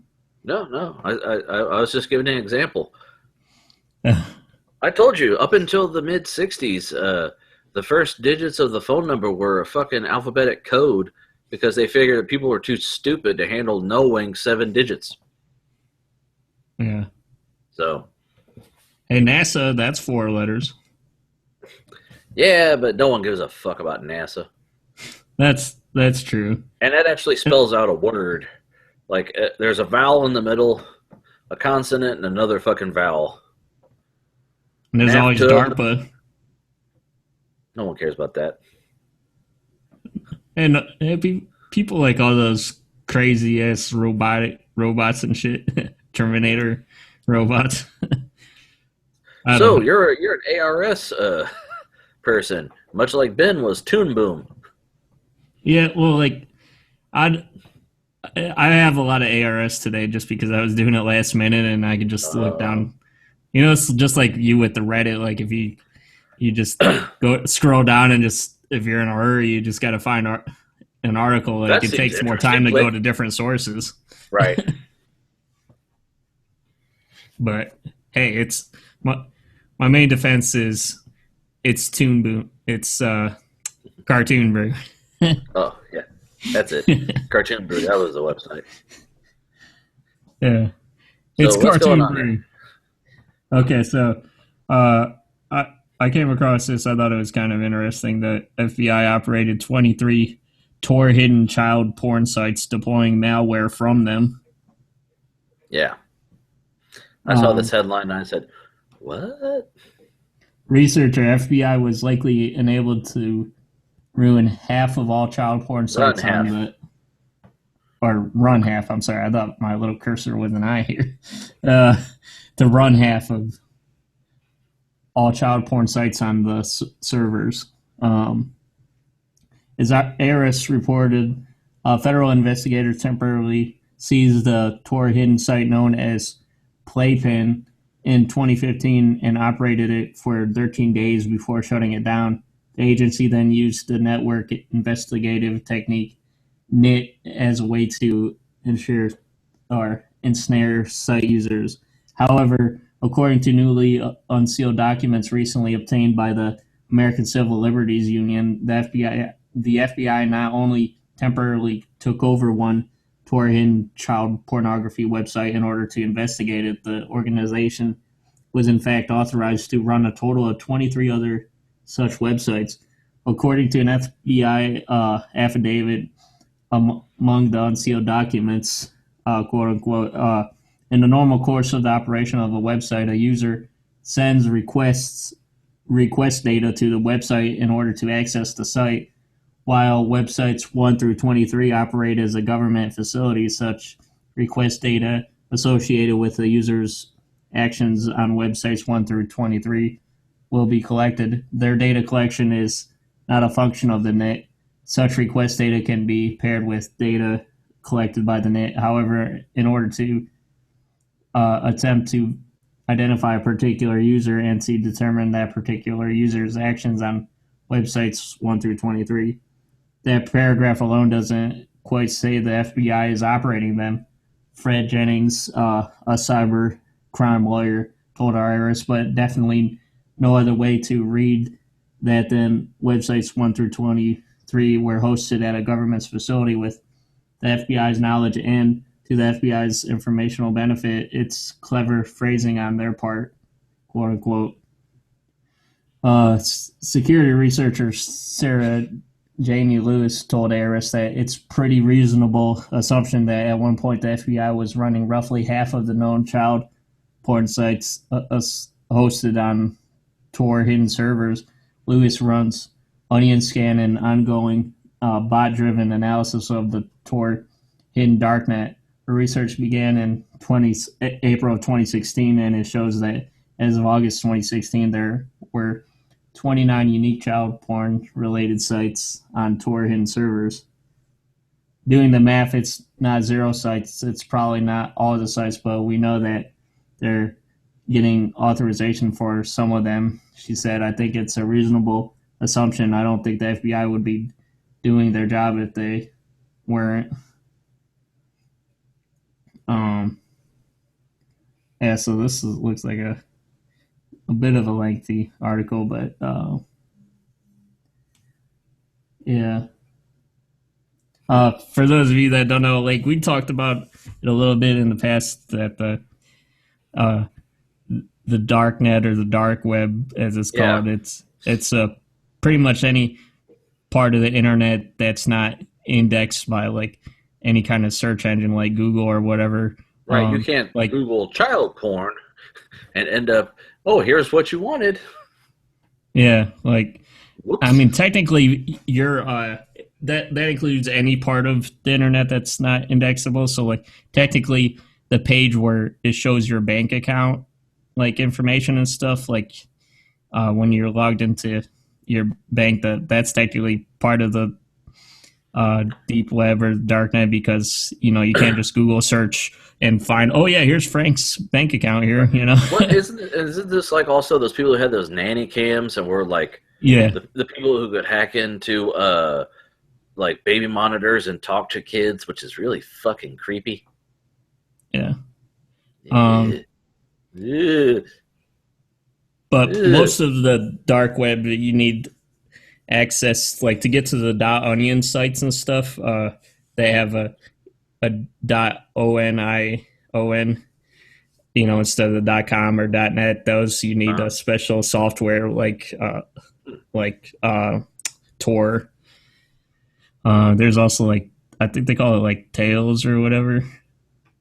But it's supposedly you're pretty secured, and like your IP address is hidden and all that stuff, because you go like you go through different like random IP addresses and stuff like that. You're tunneling and shit.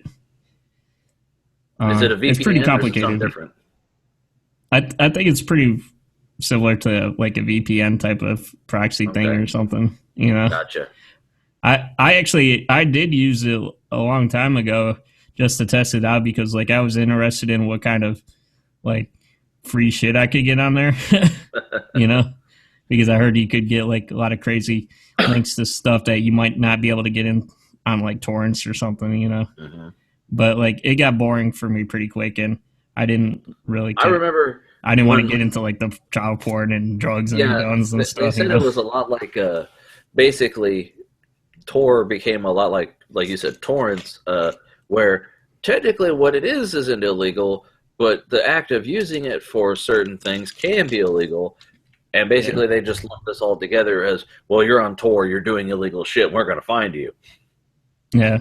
And I started getting scared too, because you could, like, there's certain parts of, like, there's not really, like, official, like, Google's, since it's not indexable, you can't really have like an official Google search for it. They do have like a Tor wiki, and they have like some rudimentary searching type stuff on there, but most of the links you have to go through there are like word of mouth or through forums and stuff.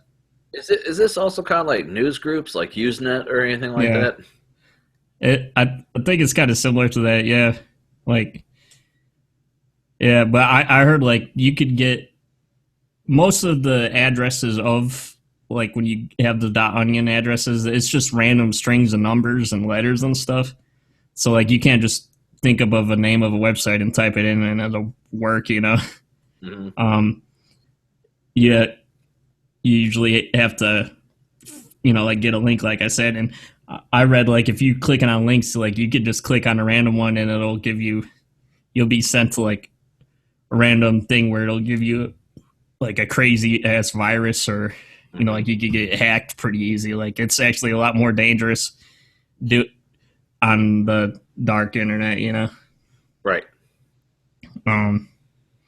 So yeah, So like if you use it, you gotta be really don't careful. install it on your Nana's computer is what we're saying.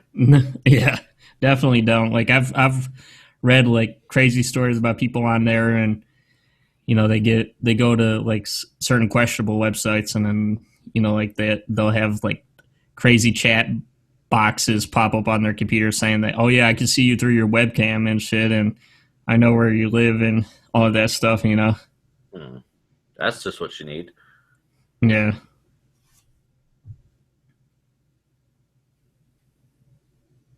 All right. But yeah, like I don't know, like they were saying like it's they're not operating.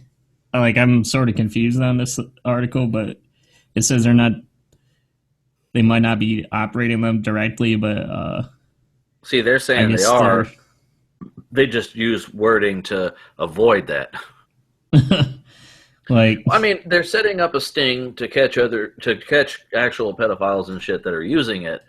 But the thing is, to have it operate, you can't have a front for something and be sitting there, you know, unless it's somewhat functional to be a clever enough ruse to make these guys think that yeah, they're okay. You know, you can't right, just walk up on a guy on the street and go, "Hey, you want some child porn?" And they go, "Well, of course yeah, I would." You know, you can't be a cop and walk up and go, "Would you like to buy some marijuana cigarettes?" yeah. So, yeah, I can Um, understand the argument both ways here. yeah. They set up they took down a lot of porn sites and a lot of the drug sites, like the whole Silk Road thing. I remember I watched a documentary on that a while ago, which Silk Road was also on the dark net. You know, like all the drug trafficking stuff, the drug trade. Nope, don't Because know nothing like about that. pretty much a lot of the stuff you pretty much can have a total like black market on the dark internet. You know, because it's so anonymous. And the feds had to have some good malware, man. Yeah, If they can hack into it, I imagine it's like you ever watch Criminal Minds, and like their girl that like pings cell phones and everything. She's also a hacker that they just happen to go, "Hey, you want a job, man?" So yeah, I imagine they have some people that know what the fuck they're doing. right. Whoops, why'd I do that? Okay, Yeah, it Cyrus says Farivar. That's an interesting story. Well, it says, I have no direct evidence to the contrary, but based on what I know about past investigations, not just CP, but drugs market investigations and the trends we have seen in security hacking investigations and the direction of other nations' authorities, I expect that we will see more busts where taking over the site plays a role, she added. Yeah, I mean, unless you find a backlog of history of saved chats and shit, like, you got to catch them in the act to really get the guys doing it. Otherwise, just like the perverts that on the To Catch a Predator, all they can do is tag and release them. Unless you set up a sting and you can catch them for multiple offenses and make it stick. I don't know. Yeah.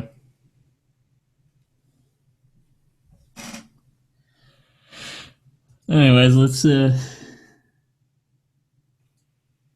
get to this last one. Like Uh, that. I apologize that these articles aren't the most interesting articles, but like they're all I could find last minute, and it didn't seem like a lot of the news was that great this week. yeah, it was mostly political, Yeah. and we Um. we here at TNT just provide you with the knowledge and the info to make your own choices. So politics, we pretty much steer clear of any specific party or whatever because we each have our own feelings and opinions, and we allow you to make your own decisions because you're educated. Yeah. More Yep. or less, to And like I sum it said, up. I try to give you every single link so you like know our sources and you can decide for yourself. Yes, Yeah. we're not a news agency. We're not a news outlet, but we do find articles and we do talk about things and we Yeah. do provide stories. I don't have an agenda. I don't wish for other people to, come to me that way. Yeah, I try to avoid the political stuff, by I the way. don't. I don't. You isolate people and you make a lot of people angry, and I don't want to waste time doing that. Yeah. So what's this here about Facebook? Okay, a Facebook bug killed off people before they were dead. Uh, the social media death and resurrection show. Hmm. Uh, well, this is awkward. Facebook is incorrectly flagged some people's profile pages with a message saying that this person was deceased, and it looks like the glitch was pretty widespread. Even founder Mark Zuckerberg had apparently ceased to be. A banner at the top of his profile read, "We hope people who love Mark will find comfort in the thing others share to remember and celebrate his life."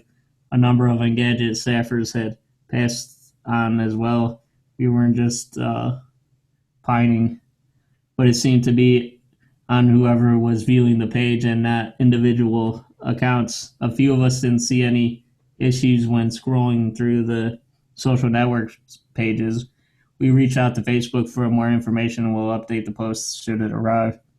Update: now that things have calmed down, a Facebook spokesperson has provided Engadget with the following statement. For a brief period today, a message meant for memorialized profile was mistakenly posted to other accounts. This was a terrible error that we now have fixed. We are very sorry that this happened and we worked as quickly as possible to fix it. Um, Hmm. yeah, but huh. How the hell does that happen?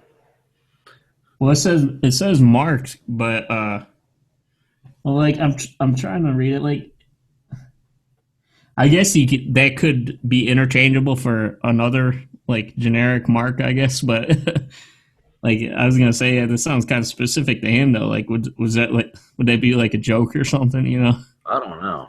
That's weird. I mean, I Yeah. guess by default they could probably all of them have a switch where, oh, this person's dead, and turns it on, and this page is all of a sudden a dedicated site, and that's why it has his name in it because it says memory of Mark Zuckerberg. But I'm assuming that what they did was they accidentally flipped them on from ones that shouldn't have been. I don't know how. I don't know. Yeah. Did you check? I haven't been on mine for a while. Did you check? Did anybody that you know say that they were passed away or something?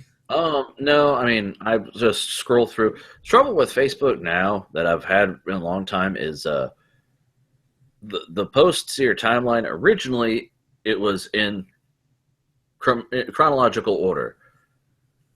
This guy posted this. This guy posted this later. This guy posted this after that. Now it's some algorithm that Facebook has, and you see shit that someone posted a week ago, and then you see something the guy posted 10 minutes ago, and then 3 months ago this post shows up. And I just scroll through until I see a picture of a cute cat and I like it. That's literally all I do. Wow. I see a cute cat or a car that I like, I thumbs up it. If it's something else, just keep scrolling.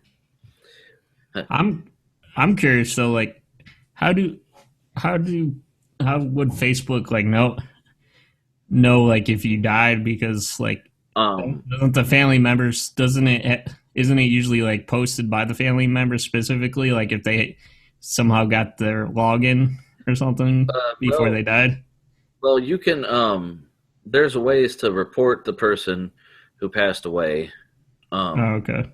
I don't remember. I've read an article about it, but I've never actually been like a custodian of someone's account, because people that either pass away are either like the only one in their family that does Facebook, or like it was so sudden that no one the family members don't know how to do it. And like I had a coworker, his brother passed away, and his niece ended up being the one to have to get on to message all the people and say, hey, he passed. Here's how to contact us if you want, and leave messages, because no one else knew how to fucking do it. But she didn't go on and change his page. You can you can set it up so if you have a family member that you want to get up and post on your account, they can. I think you have to provide certain stuff if you say that one of your relatives passed away, but I don't know how you go about it. I'd have to Google that shit myself. Yeah, like I mean, in general, like if you ever were worried about like your health and stuff, like if you were older, would you be like, hey, I want you to have all of these logins before I pass away?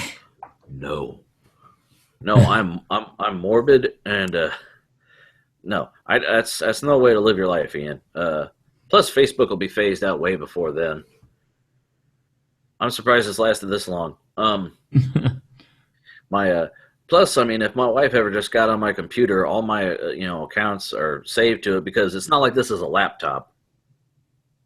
And all she would have to do is, she knows the password to get onto this computer. You open the browser, she could post whatever message she wants as me until it logs me off. So that's the only one I know that's going to outlive me for sure.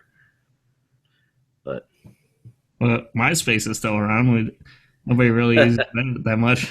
Just the millennials, because it's it's ancient. Every now and then my phone will go, sorry, MySpace has stopped working. I'm like, it hasn't worked in years. I only loaded it once because there was a picture that I wanted that I forgot I only had on my MySpace page.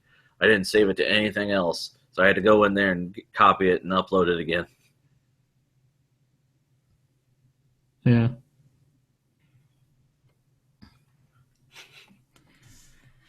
Yeah. Anyways, did you want to get to your news here? Sure.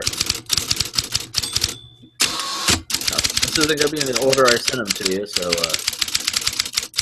don't mind me here. Okay. Here's with all the heat that Samsung's been getting lately, I figured I'd throw in one positive story. I thought you were going to throw in another jam. So they have another thing that explodes now. No. Samsung Galaxy X, the story of Samsung's foldable phone so far. But that's hard to say without fucking up. Samsung's foldable phone. Foldable phones. Yeah, see, are coming. It's only a matter of time, and it looks increasingly like Samsung could be the first company to commercially launch one. Boy, just imagine that bad boy blowing up in your face. Possibly as soon as next year, because, they want to rush it out, have something else on the market that's not fucking ready. Oh, Jesus Christ. Okay. We may even know what it's called, with the mysterious Samsung Galaxy X being the subject of several bendable leaks. Bendable leaks, I could just see stuff leaking out. Foldable patents and flexible rumors. But whether X marks the spot or not, we're clearly entering a foldable future. To see how we get there and where we're going, the story of Samsung's foldable phones so far. And then it talks about where they've been doing, because they started in 2011, and problems. And Well, I did remember I think I came across this like really briefly when trying to look for the news tonight. Like, I think like it was a different article saying that they were going to be like really expensive and few between or something. well, I mean, Like, like they've got the edge with the rounded edges to make everything seem you know seamless. So that's all glass, though, isn't it? yeah, and this like the only thing is it looks kind of weird because isn't it sort of like the we were talking about with the Surface where they have to have like all the guts in the pretty much a base or something down here. Well, I think I didn't read the exact specifications because there's been several incarnations of this. I don't know if it's going to be like a plastic device that they just shoot out something and it makes it look like a screen, or if it's actually like a regular screen, it's just wafer thin. But I mean, like this picture here, it looks cool, but that's not really foldable. They want you to fold it up Right. like a billfold and stick it in your pocket. Basically making a fucking flip phone again, by the way, just with this candy bar screen, right? I mean, that's what they're doing. Right. By the way, as Americans, we should all know when you look at the time, do you look at a clock in or do you pull your phone out of your pocket, look down at it, and put it back in? I just pull it on and put it back in. So essentially, in 2016, we've reverted back to a nation of people with pocket watches. Yeah. So this, they want us to fold back. They'll go back to the flip phone, but with the fucking screen. I can imagine these things kinking up and leaking or catching fire. With lithium-ion batteries already causing problems, I can't imagine what this screen's going to do. I, Yeah. but people will line up and be sitting there camped out to buy this thing that will end their life. This is interesting here. Well, I mean, they just all the screen technology is pretty much going to foldable and curvable screens. You know, I mean, Mm-hmm. they just want you to be able to bend it every which way, like in a porno. so, so who would you say, since Samsung's backing away from being the main Android phone producer, who's the big next name that comes to mind, Ian, when you think Android phones? Well, I mean, like you want to get the Pixel. Everyone's talking Who, about that. who's that made by? Google. Oh, look, here's a story about Google. Okay. Now, this has been my main problem that I saw with the Pixel. Here's the main article. Google strongly recommends against third-party fast charging technology on Android.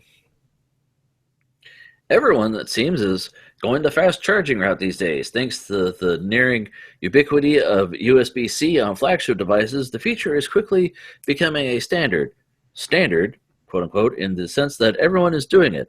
Not so much that there's any consistency to the tech. All in all, it's a nice addition to manufacturers' newfound focus on battery life.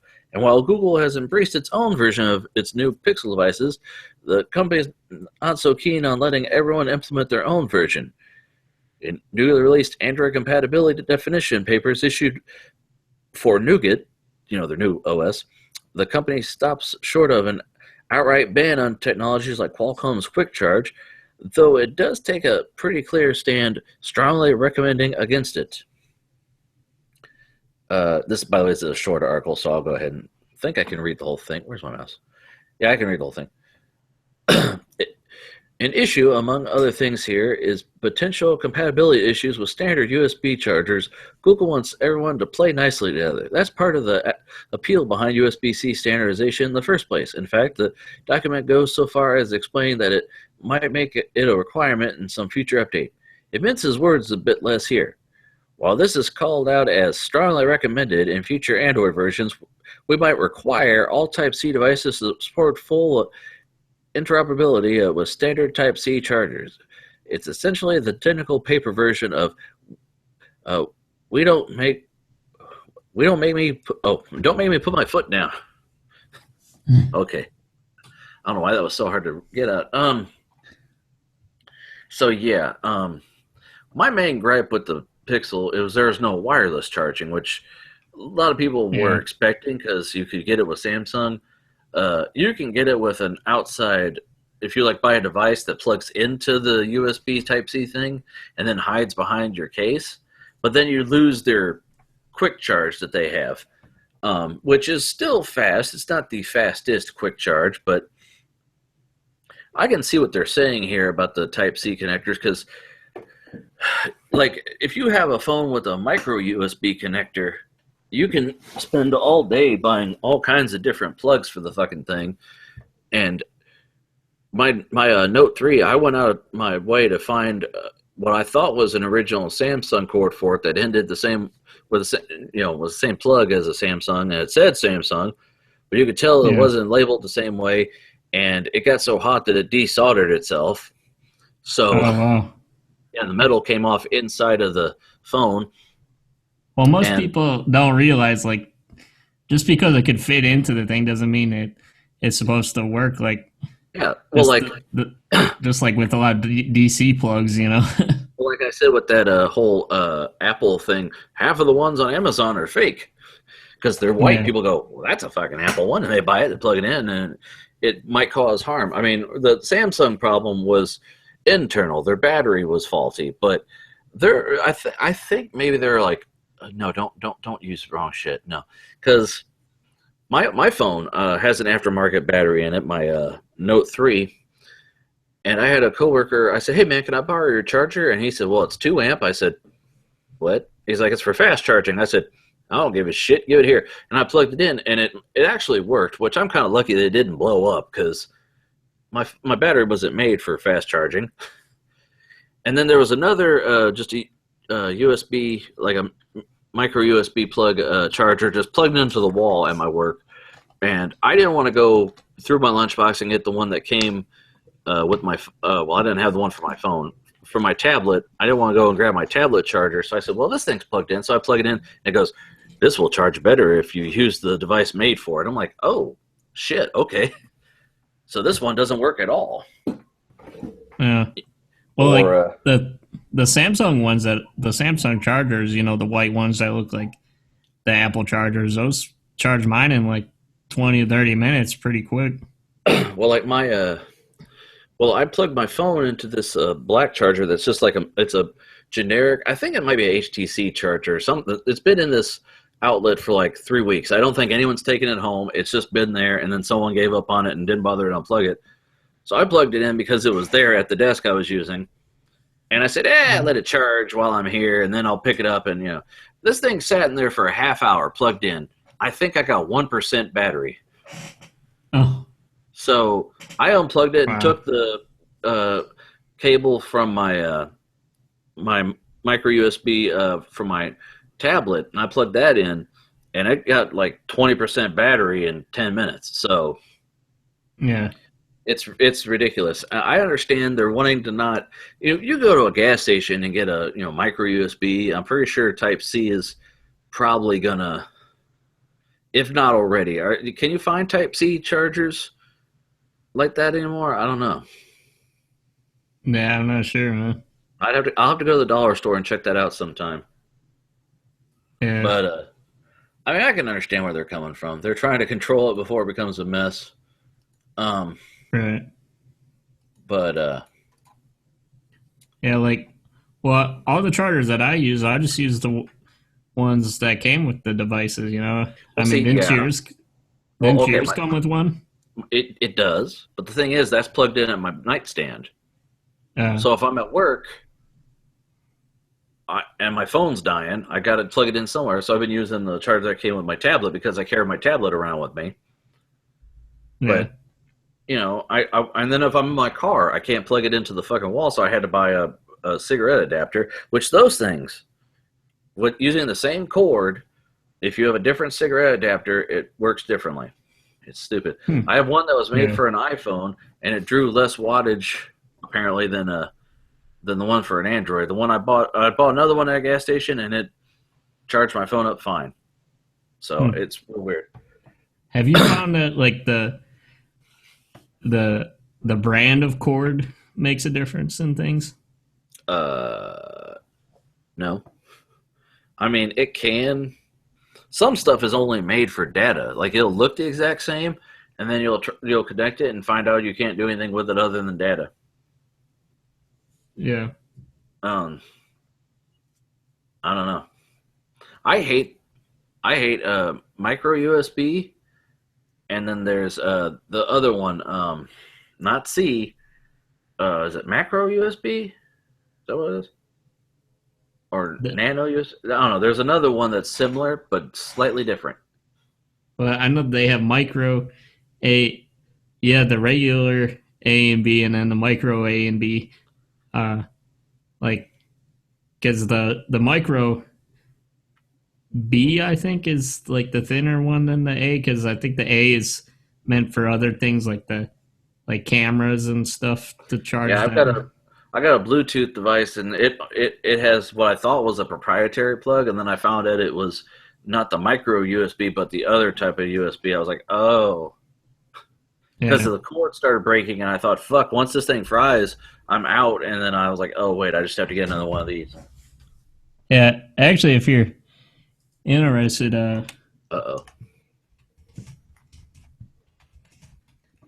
we talked about it on one of the earlier podcasts, but like back when it was the other one, we talked about the different types of things. They had like a different diagram with like different pictures or something.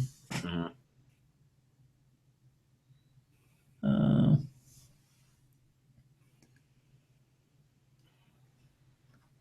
Yeah, they had on their wiki page. They had like a picture of the different kinds. But yeah, like they have the square end, which is you plug into most printers and stuff like that. Right, printers or my that keyboard I was actually looking at. It's USB powered. It has a now see that right there is the kind that my that micro B. That's what my Samsung takes. Yeah. No, the 3.0 micro B. My Note 3 takes that. The next one over. This.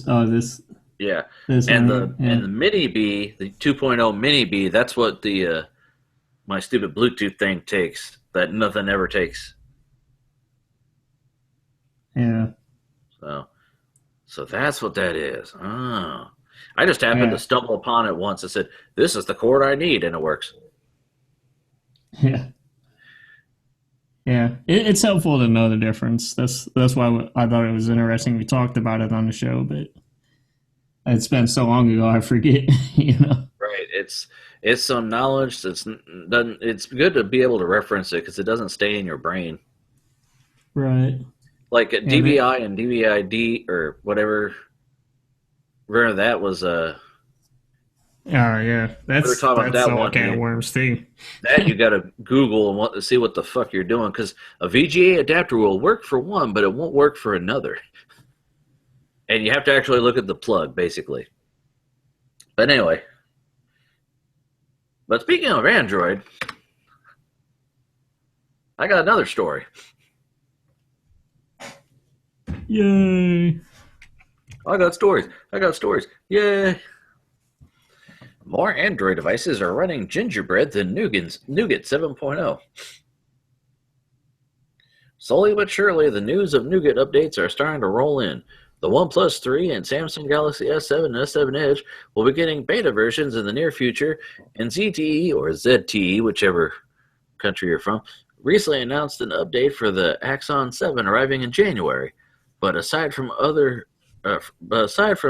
some high-profile devices like the LG V20, Google's own Pixel, which sports the new 7.1, and some newer Nexus devices, the operating system has been slow to join its brethren since its unveiling back in late August. It's tough to look at the latest numbers from the Android developers dashboard without muttering the mobile OS F word, rhymes with lagmentation, a word I just made up. The stats were collected during a week-long period ending November 7th by recording devices running the Google Play Store app, which is included on versions 2.2 and later. At the moment, combined versions of Lollipop command 34.1% of distribution, Version 4.4 KitKat is next up with 25.2%, with Marshmallow's 24% falling close behind.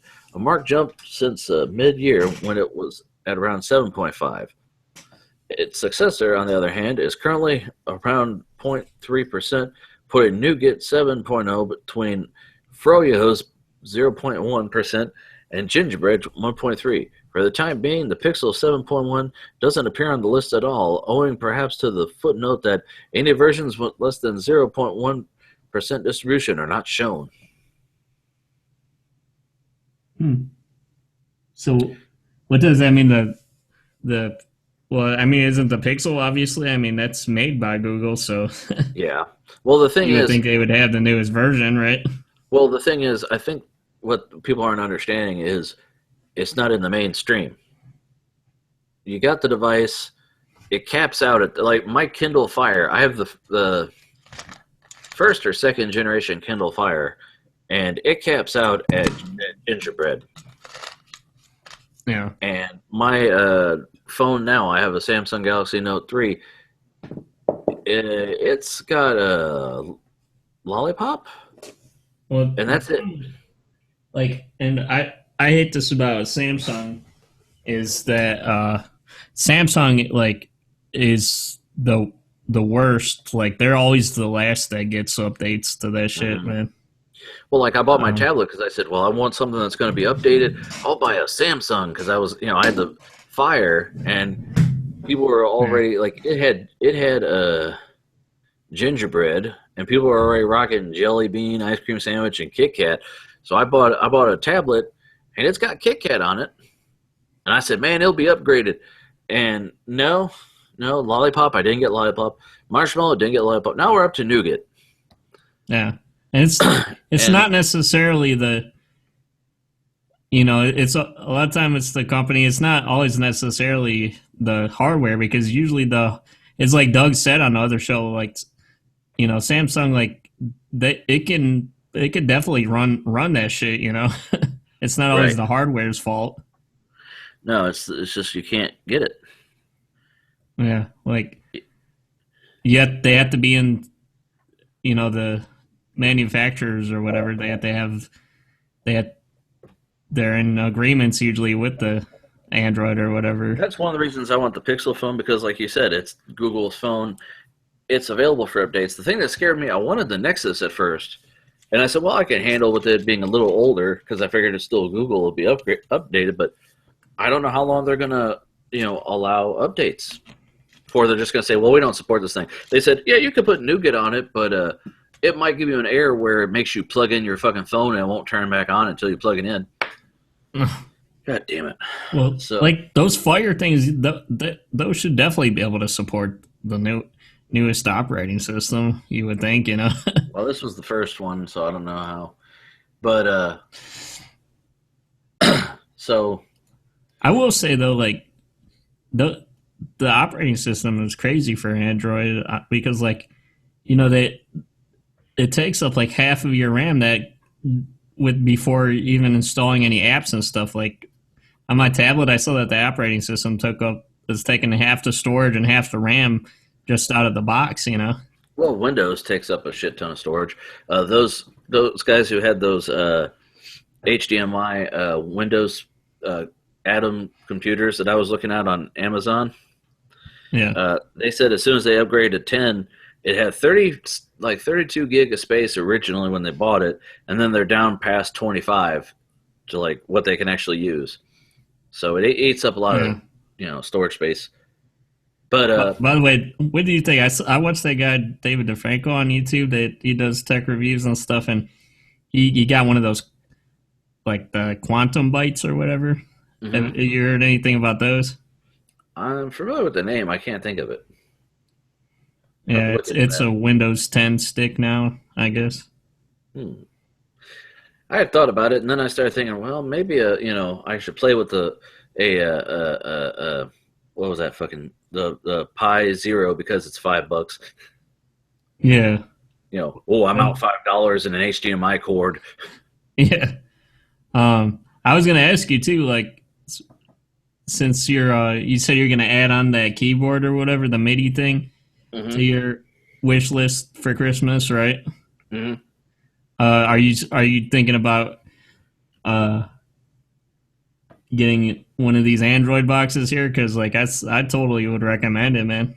Um, it's I would give the thumbs up for me from what I've seen so far. Um, I mean, well, like I said, I could get, for something just to run. All I'd be doing really is running Kodi, right? Yeah, right. So I wouldn't need full. I wouldn't need full blown Windows, and I don't even know if I really would need Android. If I need, I might even wait until after I buy my next phone, and then if I wanted, I could just hook up a mini HDMI connection to my phone and hook it up to the fucking TV, Yeah. Well, I and then was thinking about doing that, but then I came into the problems of I had to research because not all of them were supported, I guess. So you got to see what kind of thing you could get with your phone. Like mhm, you have to get a different adapter for LG versus Samsung, and like my new mhm, Samsung phone isn't supported because they didn't have like NHT or whatever right, NLH supported on the phone. So like you couldn't do that with the newest no phone. So like right. I mean, I'll look into it. I mean, like I said, a Pi Zero would be the cheapest route, especially if I want to tinker. I just got to figure out what I want and what all I've got left over after my primary splurges. yeah, Because yeah, a desk is whatever I want to put into it, and then whatever else. It's my setup, man. yeah, You gotta see me on Setup Wars or Pimp My Setup or what's that one? yeah. Room Tours that Random Frank P does. All those. But Well, anyway, yeah, I figured this would be that was an interesting little article. Remember we were talking a minute ago about you were saying if security and I teased that I had a story about something. What were we just talking about? uh, Well, you're talking about PlayStation, and you're like, well, if you're a big company, oh yeah, like the if the government could get hacked, I mean, like anybody could get hacked, oh, look, here's an article that Franklin brought up. How Linux can save small businesses and old hardware. Many small businesses with tight budgets are facing a tough choice: stick with obsolete systems and remain vulnerable to hackers, or spend a lot to install new gear. David Gruwitz shows how Linux can help you preserve your investment while staying safe and secure. Hmm. Um, see how long this article is before I bother reading it all. It's pretty long, Yeah. Basically, if really you long actually. yeah, Holy shit. if you're a guy with a computer, like I still have several machines that ran XP. Trouble is, it's not supported at all now. No, You can't and even Windows is pretty much up. Windows 7 is pretty much out the door as well. yeah. Well, if like if you have a computer that can't run an operating system right now, what do you do? When the when the Windows 10 came out, people were telling me, "Oh man, if you got an old computer, put Windows 10 on it." Well, I did meet the RAM requirements and stuff, and I don't know enough about the kernels and shit to fiddle with all that. I didn't know you Yeah, could not buy, you can download an OS that is basically Android, because Android is basically Linux, but made to look, it looks like Android, but it's for a desktop. right. And like this article even talks about Fred was running XP for a few reasons. His hardware was running solidly. He didn't want to pay for a set of Windows upgrades. So blah blah blah. Uh, the ransomware. Ooh. So yeah, I mean, XP is dangerous. Like you said, Windows 7 is going to get that way when it's left out to hang. But Linux really runs on goddamn near anything. So, I mean, if you want to upgrade your stuff to where you can use what you have, it's a cool little tool to have in your bag, Right. And I just shared this article because, like I said, I've recently started playing with Linux. It's changed since when I last played with it. It was a lot of command line, and you had to be in the know to be able to do anything. And now a lot of it, it's Unix based, so obviously the looks are very similar to, say, like Mac OS and all that. I feel you could put Linux on a device and put, it's got email and web browser on it. Nana could surf the web for a little bit and be fine. Yeah. My mom could get on a machine with it and have it and be fine. My dad's got a Mac right now. So, he could handle, a Linux machine. And plus, if you want to do, like I've been wanting to do, an old server, because you could buy old servers on eBay for cheap and fix it up and then put whatever you want on it. At first, I thought about FreeNAS, but then I'm like, well, I could run full Linux on it, and be fine, because that's what they actually run in the professional field, because Linux is free, Right. But also, then I started thinking, well, I really don't want to buy a pre-built server, because I know you're aware, an industrial grade server will probably be like a 1U unit. Yeah. And how loud is a 1U unit, Ian? I don't know. No idea. Like a fucking jet engine. Yeah. I watched a bunch of videos on it, though. People will modify them. They'll change the fans from 12 volt to 5 volt, and that'll make a bit of a difference. But the main trick is you take like a 1U server and they put it in a 4U chassis, because with a 4U, you can run 120 millimeter fans. And you could have full size like video cards and stuff like that. Well, if it's server, you don't. I mean, Plex you might for like transcoding, but a server just serves up the stuff. It doesn't transcode anything. Right. Well, you could have full size whatever types of cards you want, M.2s, and without having to do an expansion thing. It supports most support like the ATX and standard size motherboards, unless you go for a server motherboard, I guess. I saw a video. I've seen videos on YouTube. The guy explained it very well with just like one instance. It was a video series on how to make your server closet silent. And he says, we put the house AC in here, so this room is cool, so you don't need a little window AC unit blowing air in, making noise. He's like, but we also changed all these servers over to 120 millimeter fans. And he's like, here's a regular 1U fan. It was this fucking big. And he plugs it in, and this little fan sounds like a jet engine. And he unplugs it. And then he takes a regular case fan from Fractal, and he plugs it in, and you couldn't even hear it. You know what I mean? Right. Another thing they do is like the redundant power supplies. Those have fans in them too. They're loud as hell. If you put a consumer grade power supply in there, that's enough. Yeah. And if your computer is a low power draw, like a Intel Atom, or even like an i3, as long as you got adequate airflow, you'll be all right. Yeah.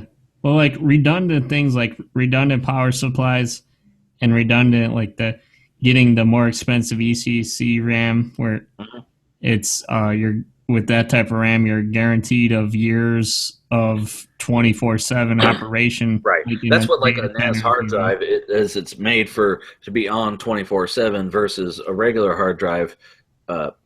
But that's the thing about a server or NAS in general. The RAID stands for, it's abbreviated for inexpensive disks, right? Right. And if you're buying NAS grade drives, you're paying a premium for inexpensive disks. So you're losing what the hell you're saying. I actually was thinking, I was like, well, I really want to update. I was thinking about building a NAS for my, because my computer now, my iMac that has my, that is hosting my Plex server at the moment is actually, the computer itself is going to be out of updates, and I don't want to change it over from a Mac to a Linux or some other machine. So I was going to build an NAS, and I said, well, to save up, time and money at the moment, I've got empty storage space in my case now from my tower. So I could just buy some drives and cram them in there and put the stuff in there, and then eventually build a separate rig altogether when I get some more money to replace it. You know what I mean? Yeah. But that, I think it's going to be more of a studying time for me, because like I was telling you about HBAs and all that. They work. It's best if you have a motherboard that just flat out supports more SATA ports out the box than putting a controller in or a card to read them. Right. So I've been watching a bunch of Linux videos, a bunch of server videos, a bunch of networking videos, learning stuff. It's for my benefit anyway. I mean, Yeah. But I this just article can't is believe you're really trying to get a crazy. You're really trying to get into this NAS stuff, man. It's well. like I you're want gonna try to. to get a crazy setup, man. I don't want to live outside my means. I don't want to. I was thinking about doing the thing where the guy's like, "Well, I just built a tower and crammed, 20 drives in it," which is cool. But when the motherfucker fries and you got to pull 6 out of those 20 drives out, after taking this one drive out, it was a pain in the ass. So I would really like to go hot swap bays. And the reason, like the one used, they're so loud, it's because their fans blow through the backplane and all that. So I don't know how hot, a 120 fan will get versus, in the same environment. I'll have to do some more reading and research. Guys put up their builds all the time. People are so proud when they do anything anymore on the internet. They will, for their own reference and posterity, they'll show how they built something, and then in a month, if it blows up, they go, well, that didn't fucking work, and here's why. Actually, when I was looking up about HBAs, I found a guy on YouTube who bought one and was showing how he flashed it to run, the stock hardware instead of Intel's, or stock firmware instead of Intel's firmware.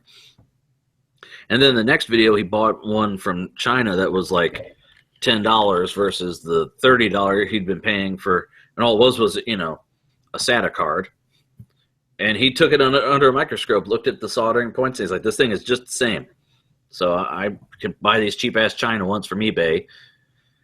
And but he actually, I watched a video, he said he had a video on how to find Molex to SATA cables that wouldn't catch fire. And he had a whole video on that. And then the next video, he says, yeah, I kind of didn't listen to my own advice. And my, well, he had one that he grandfathered into his build because he had it for over 5 years. So he figured at that point it was safe. And while he was out of town, it bit the big one and caught fire in his case. And he tore it apart and put it under the microscope so you could actually see where the solder joints where it had fucked up. So that was an education for me. Ian and I were actually talking offline about a video that I saw where a guy built a NAS, and I was like, okay, how do you do it? And he was showing part by part. And then when it came time for him to connect all the drives to the power supply, I realized that the video was made in 2012. So he didn't have a modular, like a Corsair or whatever power supply where you plug it in and then plug in the drive. No, these had Molex connections. So he split all these he cut these wires 3 inches long, soldered in the ends, and they were daisy chained all the way down. He had what did I say? It was like 12 drives or something. And he plugged them all in, and it was just enough to fit and clear the back. It was ridiculous. It must have ate up so much time. But it was cool to see. But I said, man, I don't have the patience for that shit. Yeah. That's how I broke 2 of my SATA cables. I said, nah, man, nah. Because I'm fucking lazy. Those, man. That was crazy. I'll have to show you that video if I find it again. But Oh, So Linux. is it any other articles here? Oh yeah, I have three. The one isn't as much an article. I'll just summarize it and ask for your input here. Copy. Because it's a comment section. It's not Reddit. It's 9 to 5 Mac. Comment: Apple selling a $79 MacBook Pro power adapter without a USB-C cable is a step too far. This guy says, I've said more than once that I'm relaxed about Apple's decision to fit only USB-C ports in the new MacBook Pro. I'd rather have to pay for 2 adapters and 1 cable now than be stuck with outdated ports in most of the 4 to 5 years I expect to keep the machine. But I discovered that Apple did have one more hidden extra cost in store for 2016 MacBook Pro buyers. The $69 13-inch model or $79 15-inch model power adapter the company sells as an accessory doesn't include the USB cable you need to actually, use it. What you get in the box is the power adapter, a mains plug, that's all. Oh, that's crazy. So, yeah. There is no figure 8 extension cable exactly as the MacBook Pro itself. It's available separately for $19, which is perhaps forgivable. Not everyone will need one, but there's also a USB-C cable, rendering the charger completely useless unless you lay out another $19. If you want both the figure 8 cable and USB-C cable, that brings the total cost of a second charger for the 15-inch MacBook Pro up to $125. So yeah, Wow. that's a that's a dick move, Apple. Yeah. I mean, they got you. You're buying the latest hardware. They got a nickel and dime you. My iPhone, the last ones that I bought, they didn't come with a dock. You had to buy the dock separate. Who wants to just sit it up? You got to sit it up. You can't lay it flat. You're like a peasant. Right. Man, it's just Apple is going. I mean, like I was saying with that Chris Perot stuff, like I was surprised that his opinions because he's a hardcore Apple guy. Like he likes Windows and Apple and Android and iOS. Right. But like he was especially an Apple guy because like he could. I think that David DeFranco guy I was talking about, he has like one of those laptops that you used to be able to buy with Chris Perot, like his like logo on it or something. Mm-hmm. So like you could buy like a Chris Perot laptop. Like what do you call the Apple laptops? MacBook. Yeah, you could buy a Chris Perot like like a customized. It wasn't MacBook. just a sticker, right?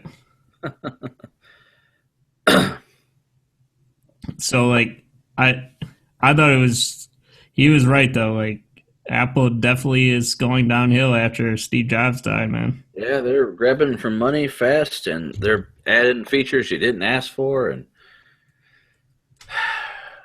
it's become an in thing to have an Apple. It used to be, you got them because, well, they're the best, and nobody knows it. That's why. And now a lot of people know that they're good, but they're getting you. It's just, I don't know. It's hard to explain this one. I stopped. There's videos on YouTube why I don't buy Apple products. Stop buying Apple products, and I just want to be able to upgrade my own machine. I want it to last more than 2 years before I'm tired of it. So I like the modular ability of my own custom rig. But now for something, we can actually comment about, other than saying that sucks. Yeah. Facial recognition technology raises privacy concerns. London. A new immersive experience for moviegoers is highlighting privacy concerns surrounding the facial recognition technology as being deployed by governments in the private sector. Riot by British filmmaker Karen Palmer simulates a protest scenario employing a facial recognition technology to determine how a user would react in a real-world situation. If you're walking down the street, you will look around and see if there's a cop, Palmer said, but how can you fight facial recognition from a device across the street? It's so invisible. I'm using the same toolset to teach you how to empower and understand yourself better. In Riot, an individual user stands in front of a screen to watch an around 10-minute film. The piece follows characters who are in a riot-like scenario, but is not explained why. The main characters are black. The main riot officer is white. The narrative of the film is controlled by a user's emotions via a webcam on top of the screen. If you're calm, it is likely that your experience will be longer and the characters will make it out safely. If you're angry, it's likely that it will be shorter and that the characters may get arrested. Facial detection technology is typically deployed for law enforcement purposes, but has recently made its way into marketing, allowing companies to create bespoke advertising based on an individual's habits. It works by comparing your picture to a large database of images. In the case of U.S. policing, state driver's licenses and passports are run through an algorithm to find a match, according to a report released by Georgetown's Law Center of Privacy and Technology last month. You certainly had no idea that when you were getting a driver's license that they might be putting you in some perpetual lineup where your face was going to be run every time there was a law enforcement investigation, said Charles Calabrese, vice president at the Center of Democracy and Technology, a nonprofit organization based in Washington, D.C. The Georgetown report states that 117 million Americans are introduced to the FBI's shared database.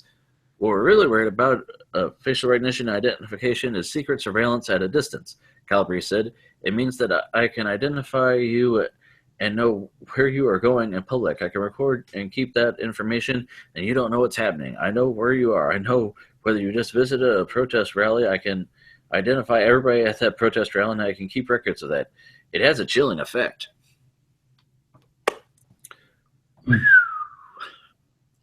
So, yeah.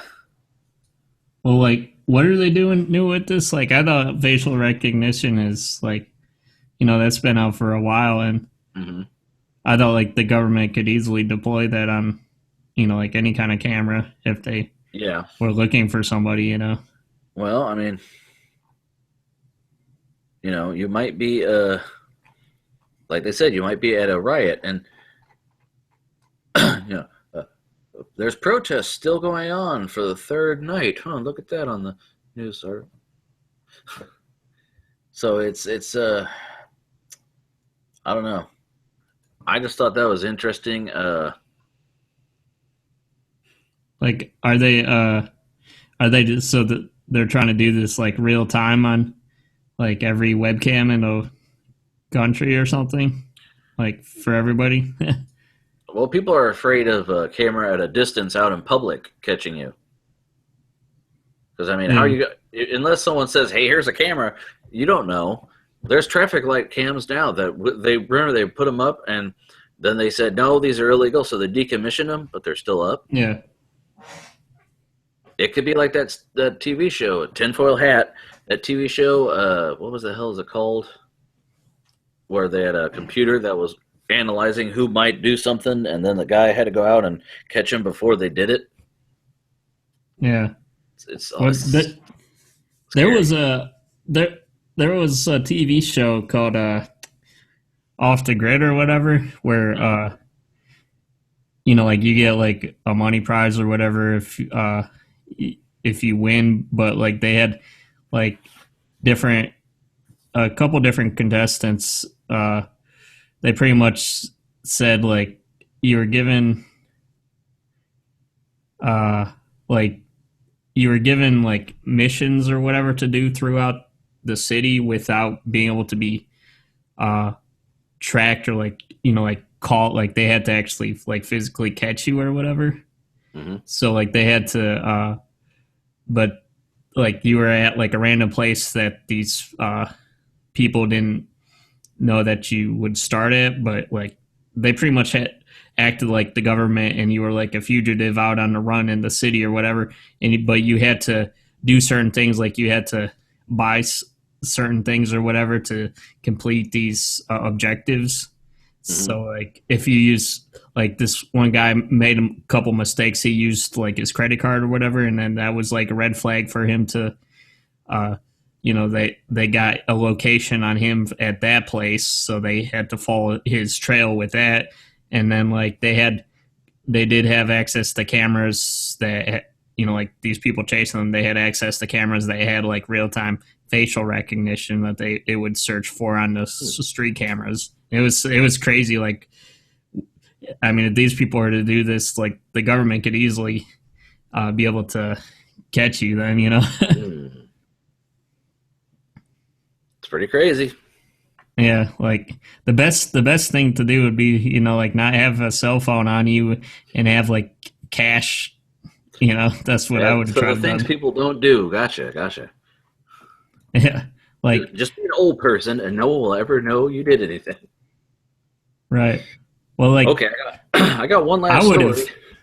I would have what I think I would have done was used, like, because I think they gave the contestants like a certain amount of money or whatever too. Like, I would have used like a credit card and tried to, because I think you could take money out, like you could get money somehow with a credit card, I think.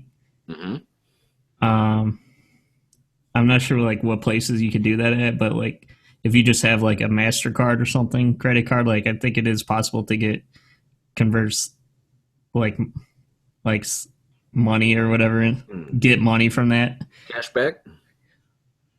No, well, you need a debit card for cashback. I always thought, like, I don't remember. I thought there was places where like they would give you money and then charge that on the credit card. I don't know. But I would have done that at the beginning and then tried to then just did the rest of the trip, even if they would have known your location for that. I would have then done the rest of the time with just cash and stuff, and then wore a hoodie and sunglasses, because I think you could probably, yeah, that would look kind of suspicious, but like that'd be the only way I think you would be able to fool the facial recognition. You'd go into the stores and they'd be like, watch this guy who just walked in. He's fucking creepy looking. Yeah. That would kind of defeat the purpose, wouldn't it? Yeah. And then he'd be chased by cops. He did something. Look at him. Yeah. Okay, here's my last story. Be advised, there is sexual content in this story. Wake up, motherfuckers. Sex and dentistry. I made a fellatio prosthetic from my mouth. Oh, boy.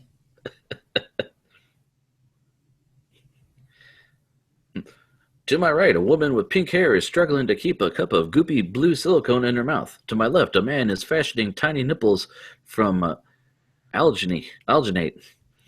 Around us, all are eyeless dummies with mouths gaping and silent laughter at the scene.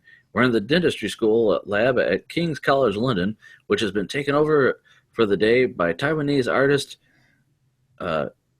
Kwang Yi Ku for his fellatio modification project.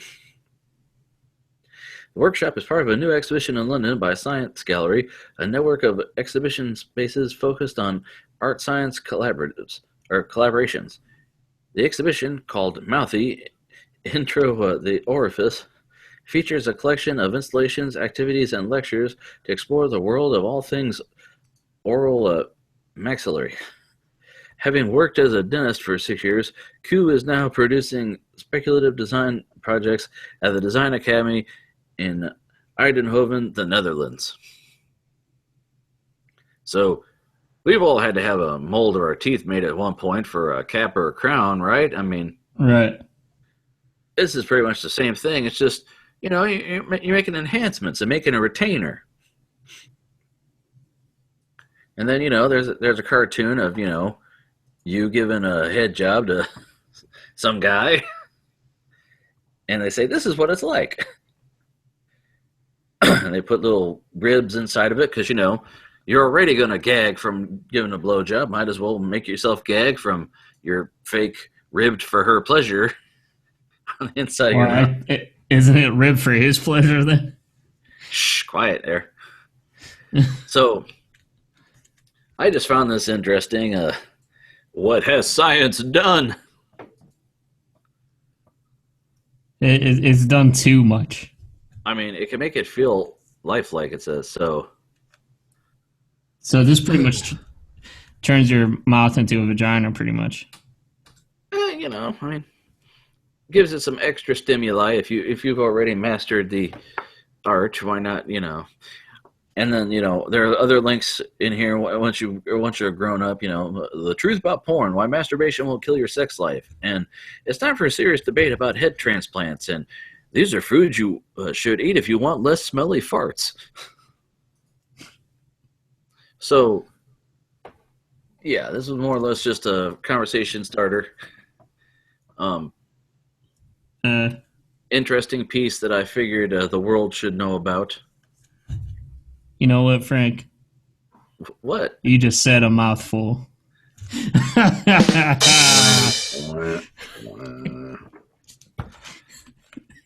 He's talking about wieners, isn't he? Don't mouth off to me. So that's the end of my articles, Ian. Do you have anything to say there? Speak now or forever hold your peace. I can't think of any more mouth jokes. So no.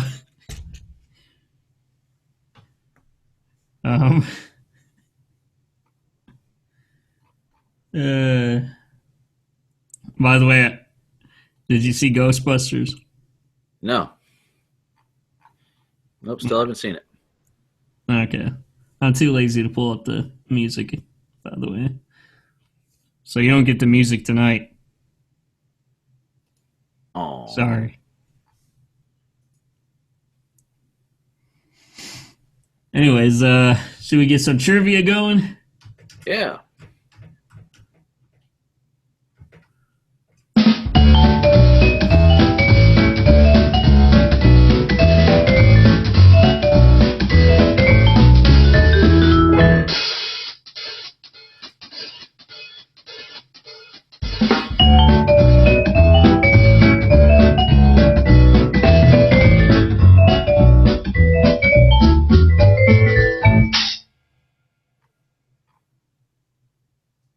Trivia with Ian and Frank. Ha ha ha ha. Made you do it. I was in for you, but Ben usually does it. We miss you, Ben. It's just not the same, is it? Mm-hmm.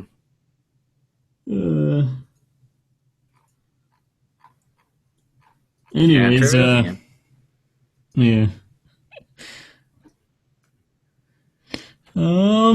What kind of trivia do we want to do this week? I don't think neither of us probably are. We're probably election now, so we probably don't want to do any on elections or anything. No.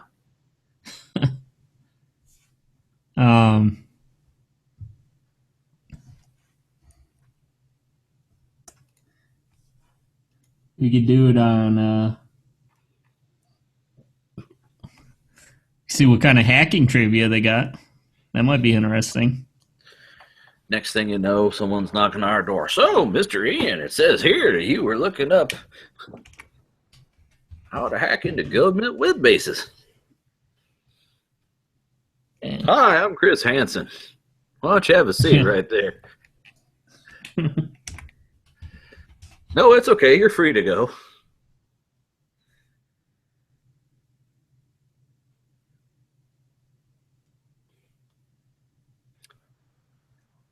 How do you come up with the riddles from hacking? More bad jokes. More bad jokes.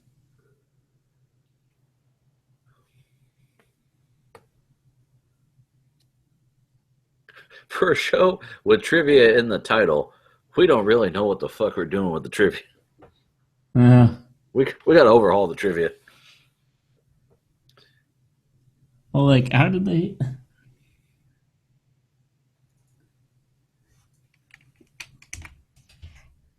What?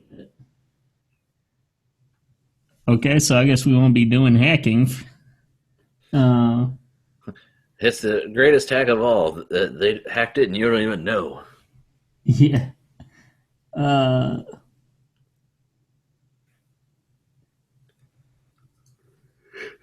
let's try some science and technology trivia. Okay. Um, no, I don't want to do biology. Uh, they have a quiz on creating a SciTech quiz. So they have a quiz on creating a quiz. I don't know. um, technology and computers. Okay.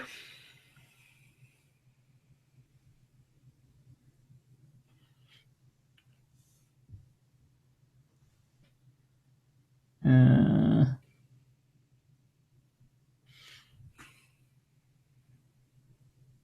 okay, let's. Oh, this one's tough.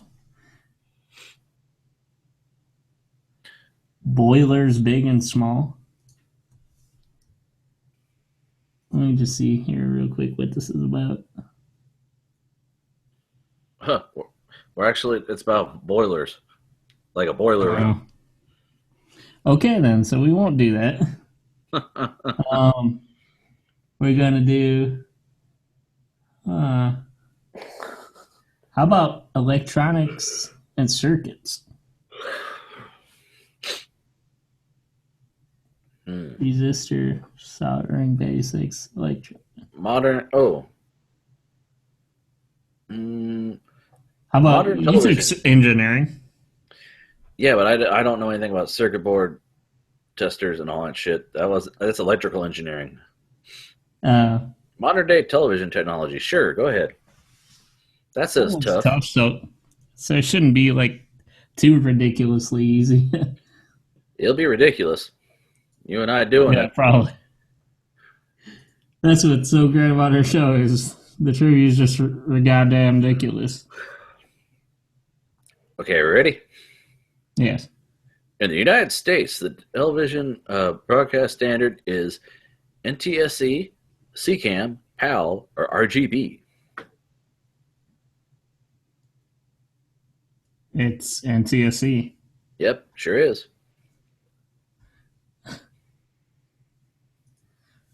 Yes, that one was ridiculously easy. Unfortunately, this one might be a little bit harder though.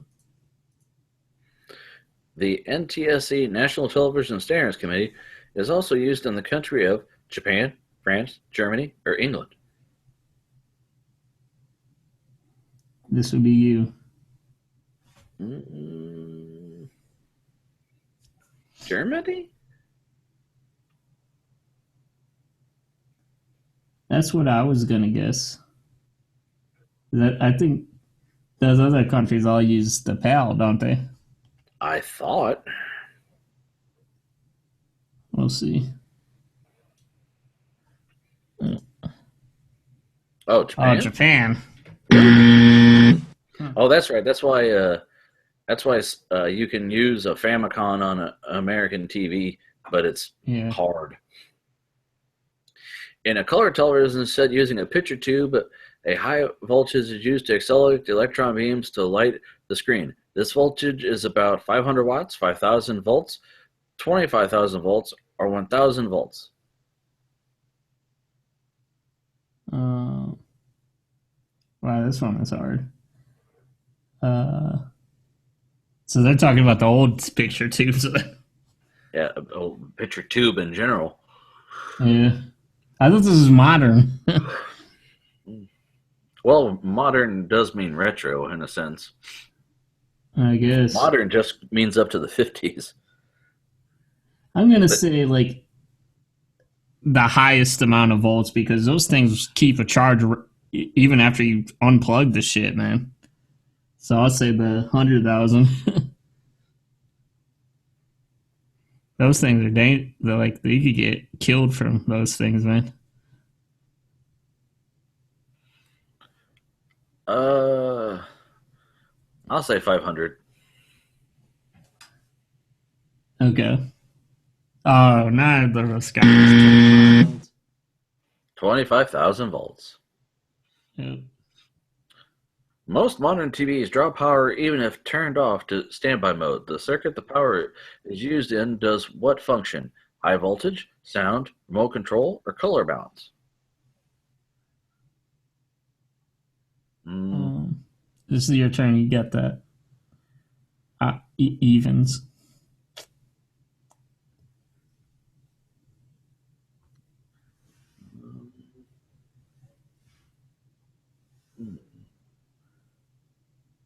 remote control?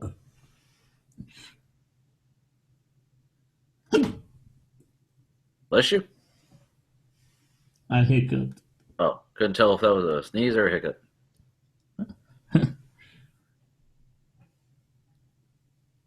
I remember Howard Stern, they were talking about on the news one time about this woman that like kept like had one of those conditions where she kept like sneezing repeatedly, and it just sounded like achoo, achoo, achoo, achoo, achoo, achoo. Sounded like a mouse squeak or something. Hmm. um,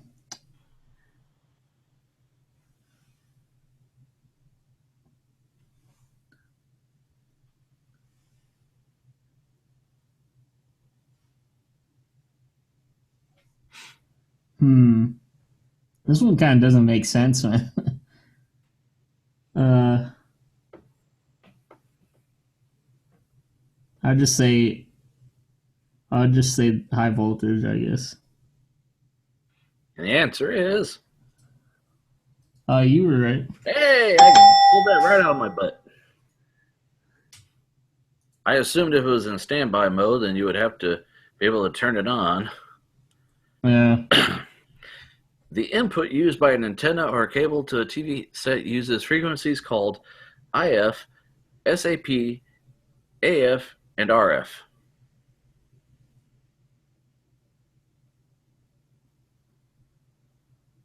RF. I remember I used to be able to get those adapters that went, those things that went from like if your TV only had like a cable, the cable input, the older ones that didn't have the red, white, and yellow or any of the other inputs, you had to get one of those RF adapters, they called them. Hmm.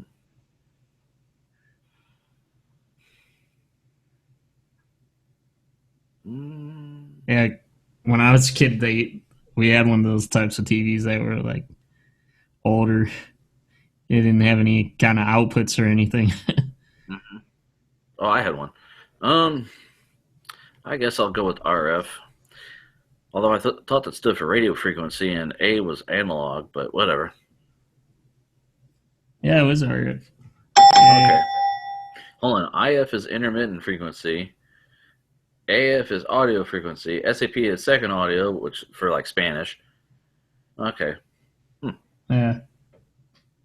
Yeah, I guess they still had the radio signals can go to the TV, I guess, with those cables or something. I don't know. Okay, so we both got that one.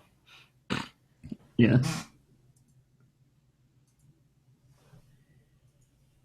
Okay. The electromagnetic coils on the neck of the picture tube or tubes, which pull the electron beam from side to side and up and down, are called yoke, capacitor, transformer, or diode. It's your turn, Steven. Mm,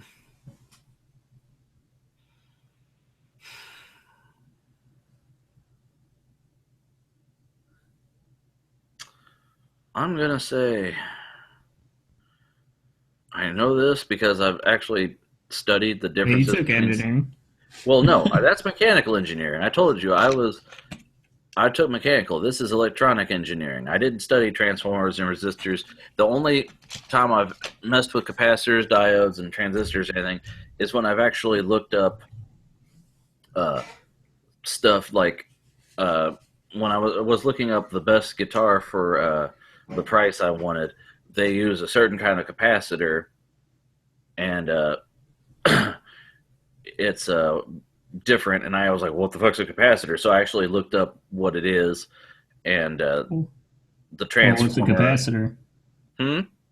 Oh, what's a capacitor then? Well, from my limited knowledge of it, um, it I think it's actually is it what stores the electrode? That's why I'm thinking it's what like it says it which pull the electron beam from side to side. See, I don't know. I suck with electronics. My guess would be capacitor because I think the yoke is the actual point of the cone. The transformer is what generates the electricity. I thought. What isn't transformers? Isn't that like up or down the voltage and stuff? Like the amount of it, you know? See, I'm not sure. Well, any kind of I'm gonna go with transformer because any movement you could define as a transformation of anything. Like if you move your mouse up and down, you're transforming it. You know.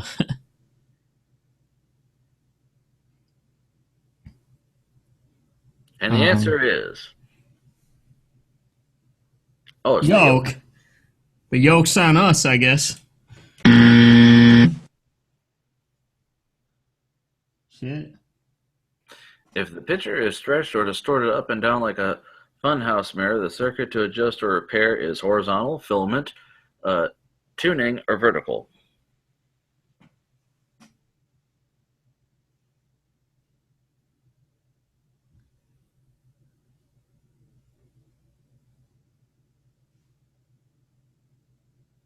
This is you, right?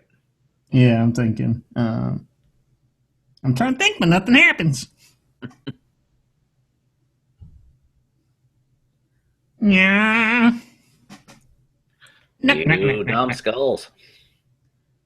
Hey Mo! Oh, Hey, Mo.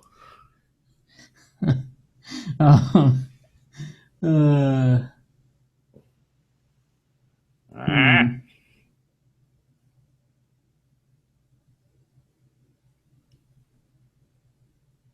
I'd just say vertical because it's up and down, man. That me as well. Yeah, that was pretty easy. Yeah, because it wouldn't be tuning, because tuning could be any fucking thing. It Yeah. wouldn't just be up and down.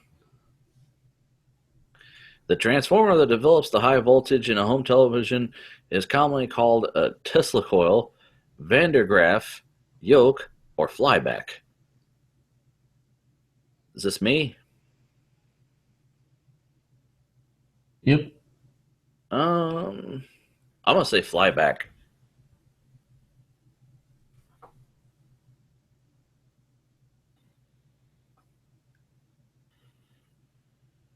Yeah, I'm trying to think. What I remember, I know they have a thing called Van der Graaf generators. I'm just trying to remember exactly what that was. Hmm. I was watching a video with my wife on, several videos with Random Frank P was reviewing headphones, and he was talking about the part of the headphone. He kept calling it the yoke, and my wife's like yoke. I go, yeah, it's like a cattle. They would have a yoke to on the cow when they would plow the field back in the day, right? Or horse or Right. whatever the hell they plowed the field with. Is the same shape. It's like a wishbone shape. I thought, right? No, Right. but anyway.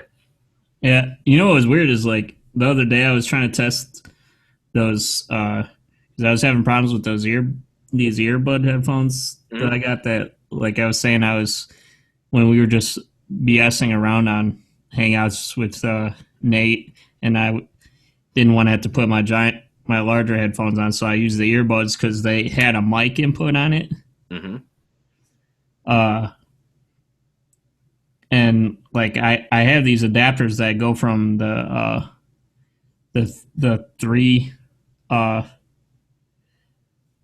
tip or three sleeve like headphone jacks, because you know how headphone jacks like this the ones for like smartphones, you can it'll accept the headphone and a mic or whatever. It's not just the stereo Mm-hmm. jack. Well, I got one of those things where it'll give you like a Y cable, so you can use it then with your computer. So it'll give you a green and the pink plug, so you can plug it into the green and pink on your computer. Pink? Yeah. Which one was the stick? You mean so one of these? Hold on. Let me see what. Yeah, one of those. Hey, I had one for my headphones. Yeah. I got one of those, so like I plugged decent microphone. Yeah. I plugged. Shit. Okay. What? Now I can't get my drawer shut. Oh shit. So I plugged the pink or the green into the microphone, and it turned the headphone part of the headphones into a mic. Yes. It depends on how it's wired. I had a guy who just used headphones. He used them as a microphone. I don't know where the hell he learned it. Well, it's crazy because I guess a mic and headphones are, like it's interchangeable because it's pretty much like the same type of thing or something, Yeah, it's like a speaker. Yeah. I mean, the current doesn't care. The wire doesn't care where the current's going. Right. Yeah. I just found that interesting. It was just, it was weird because like, what? You wouldn't think it'd be that way, but it is. Yeah. Well, it's sort of like that's audio, but it's sort of like the same visually for cameras.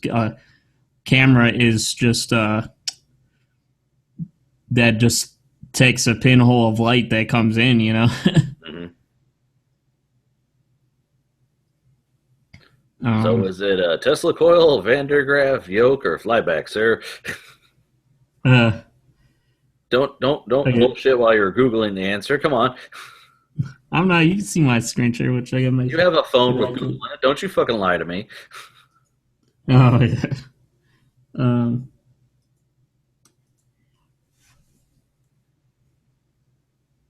Yeah.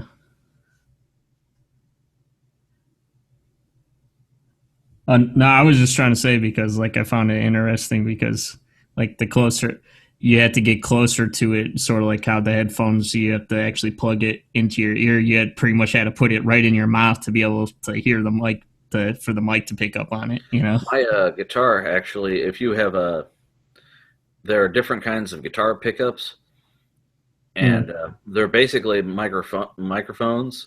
So my watch, when I was playing one time, I stopped and I had my watch close to the pickup, and you could hear it tick and talk through the amp. Oh, that's crazy, man. Yeah.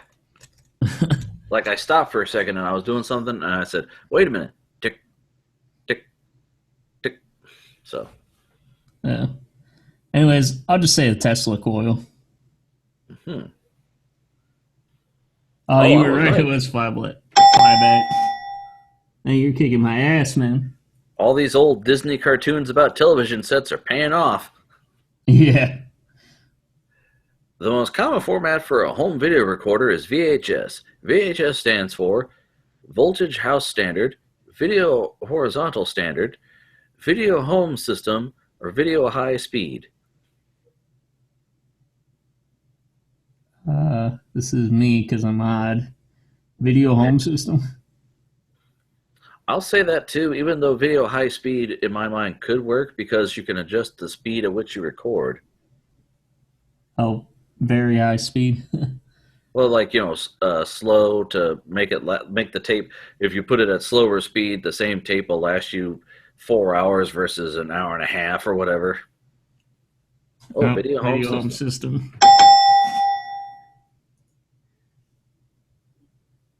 Okay. So we both got that.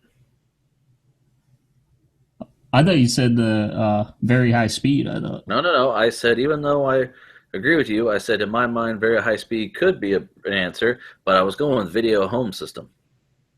You can play back the tape, Bob. Okay, I trust you. The average power in watts used by a 20 to 25 inch home color television is 500 to 800, 70 to 100, 25 to 50, or over 1,000.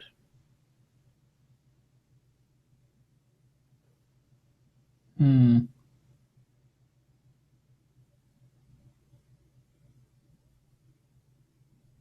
Okay, so you're it's your turn because you're even. So like, how much kind of power supply do you need for this for the average TV?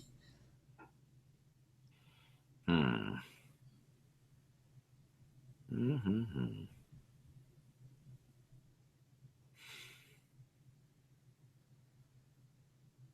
Mm. Jesus. For up 20 to 25 inch. Like, keep in Uh, mind, I think they're talking about. I think all these are talking about like the older kind of ones. yeah, the CRT. See, I don't know because once you go into watts, that's different than. I know house current is 120 volt, isn't it? Or 110? Is it 210 or 110? It might be Um, 210. I'll say 70 to 100. Hmm.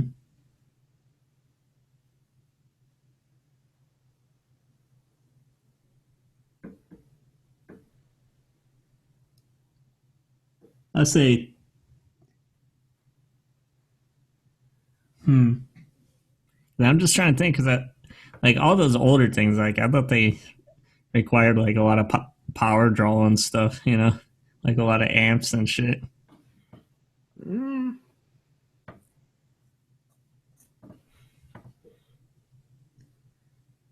Like, I'll say, stuff's I'll more say efficient 25 now, I to will say that. 50. Yeah, I'll say 25 to 50. And the answer is Oh, you were right. 70 to. Wow. I think I was a TV repairman in a past life. Yeah. Okay, so and we'll go to the would you rather thing here. What are we going up to? 10? Yeah, we could just go up to 10.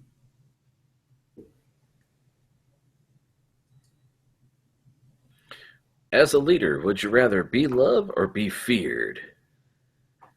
Um, I'd rather be loved. Peace and love. Peace and love. Well, people fear you, but they might kill you. Yeah, look how well North Korea is going there. Everyone fears him. Or they might not over there. They might love dear leader. But yeah, I'll go with loved. Oh yeah, 82. Some say love. 82%. It is the answer.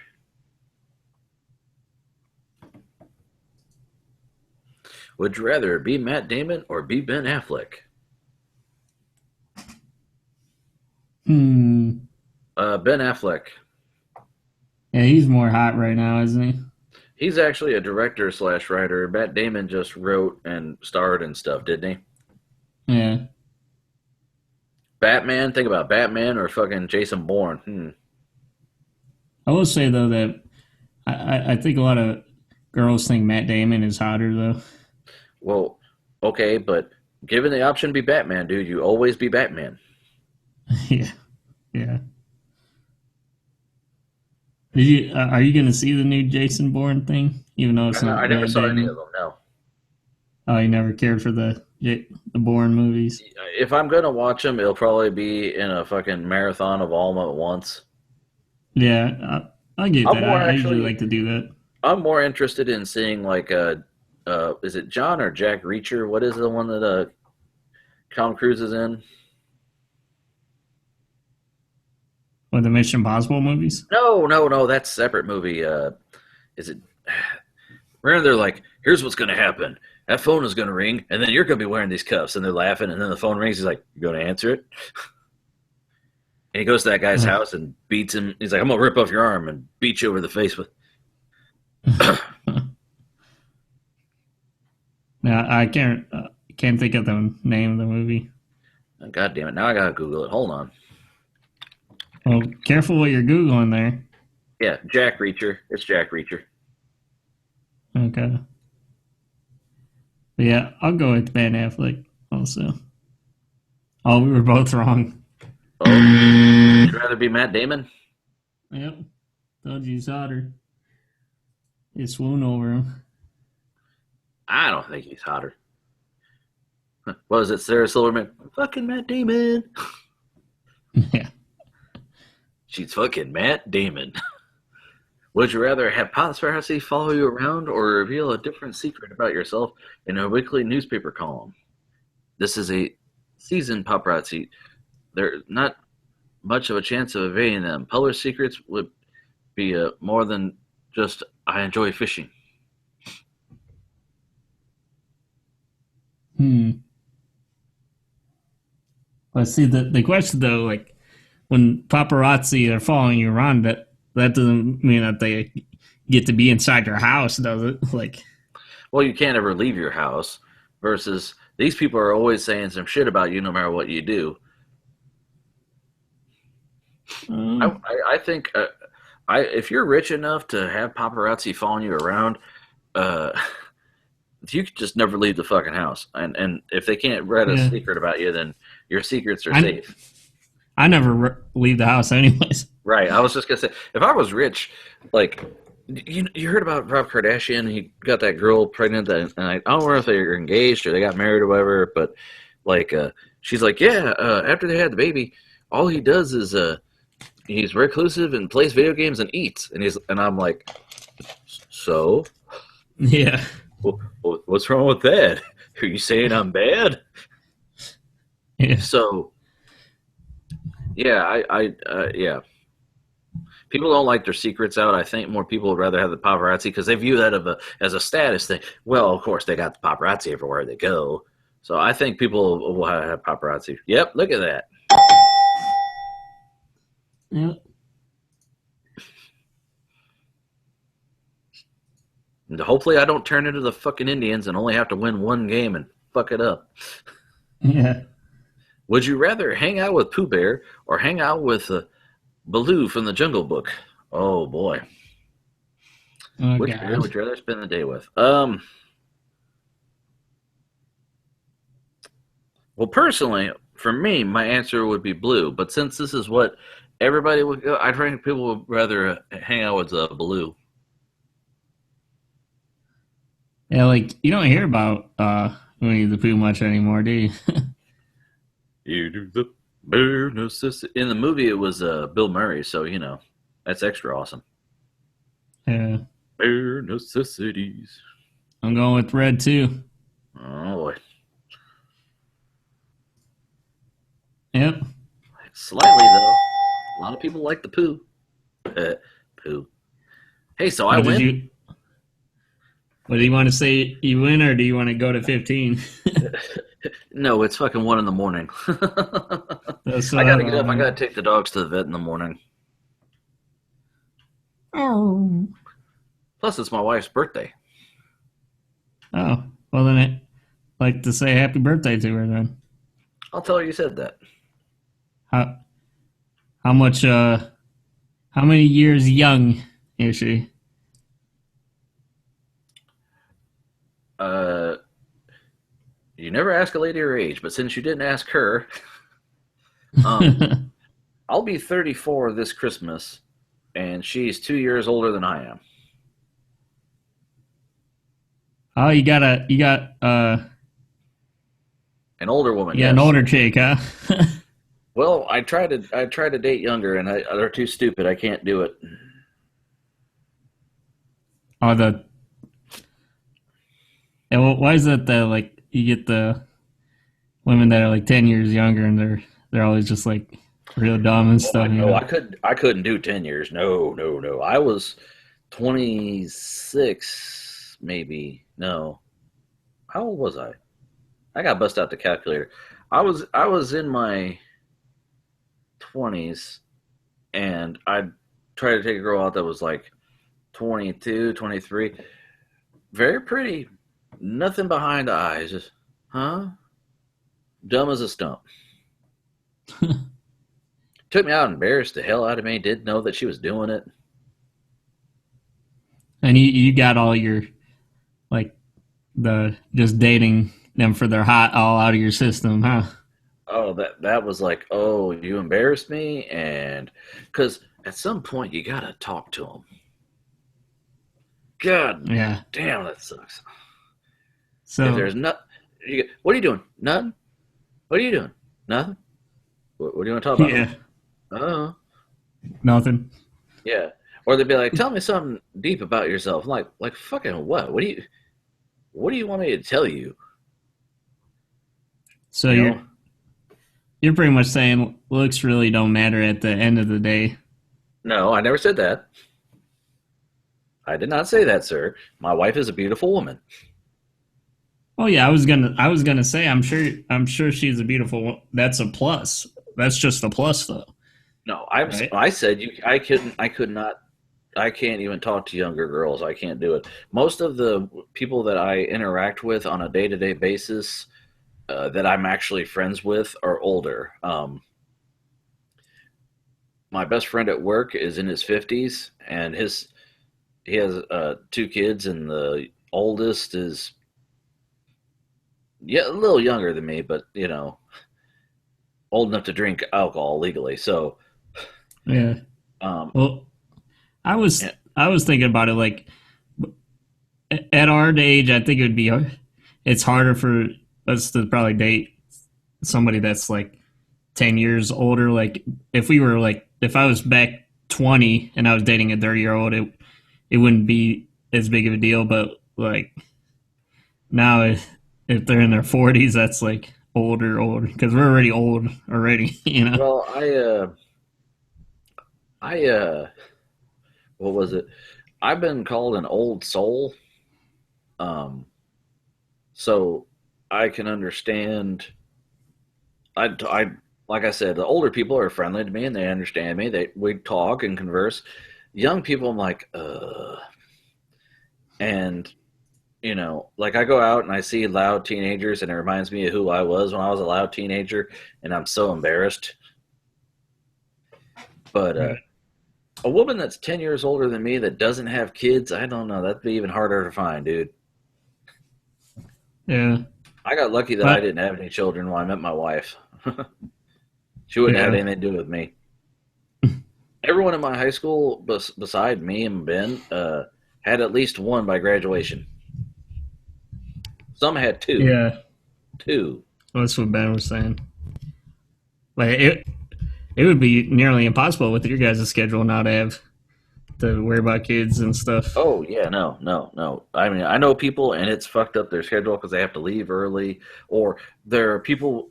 My wife knows with three kids, single, and you know they're so overwhelmed with that if they get to where they can survive, now they got the fucking kids to provide for, and they don't have any money. Yeah.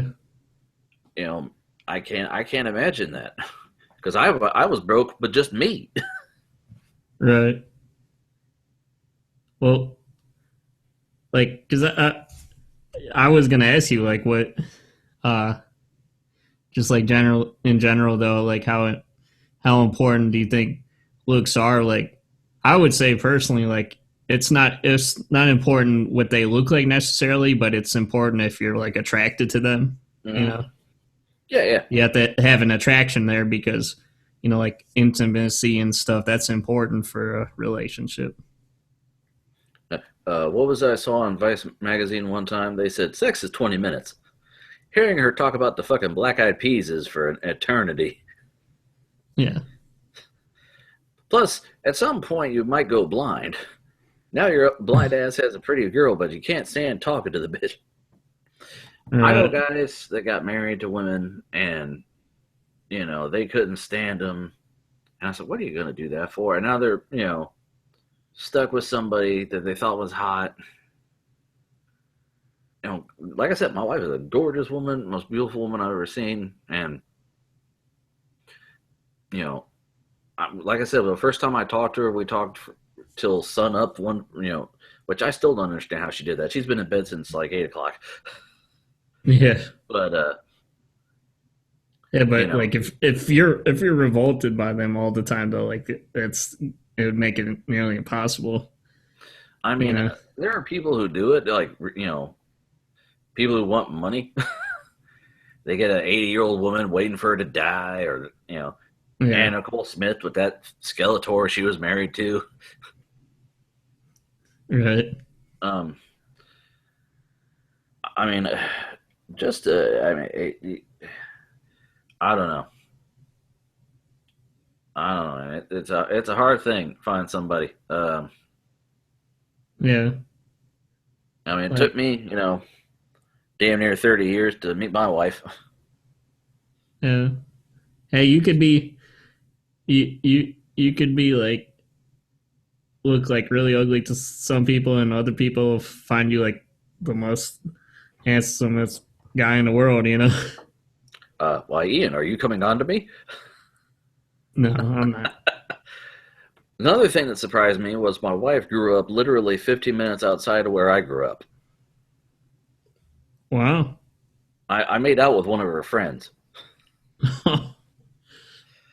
I didn't know that until I told her. It's a small world after all. Well, it was my friend's girlfriend, and I was in a low point. I made out with her. And then I was like, oh, I saw her on Facebook. I was like, so that girl that you're friends with that commented on something? Yeah, I made out with her. What? This was years ago. She's like, ew. Yeah. But where's my champion music? God damn it! That's right here, man.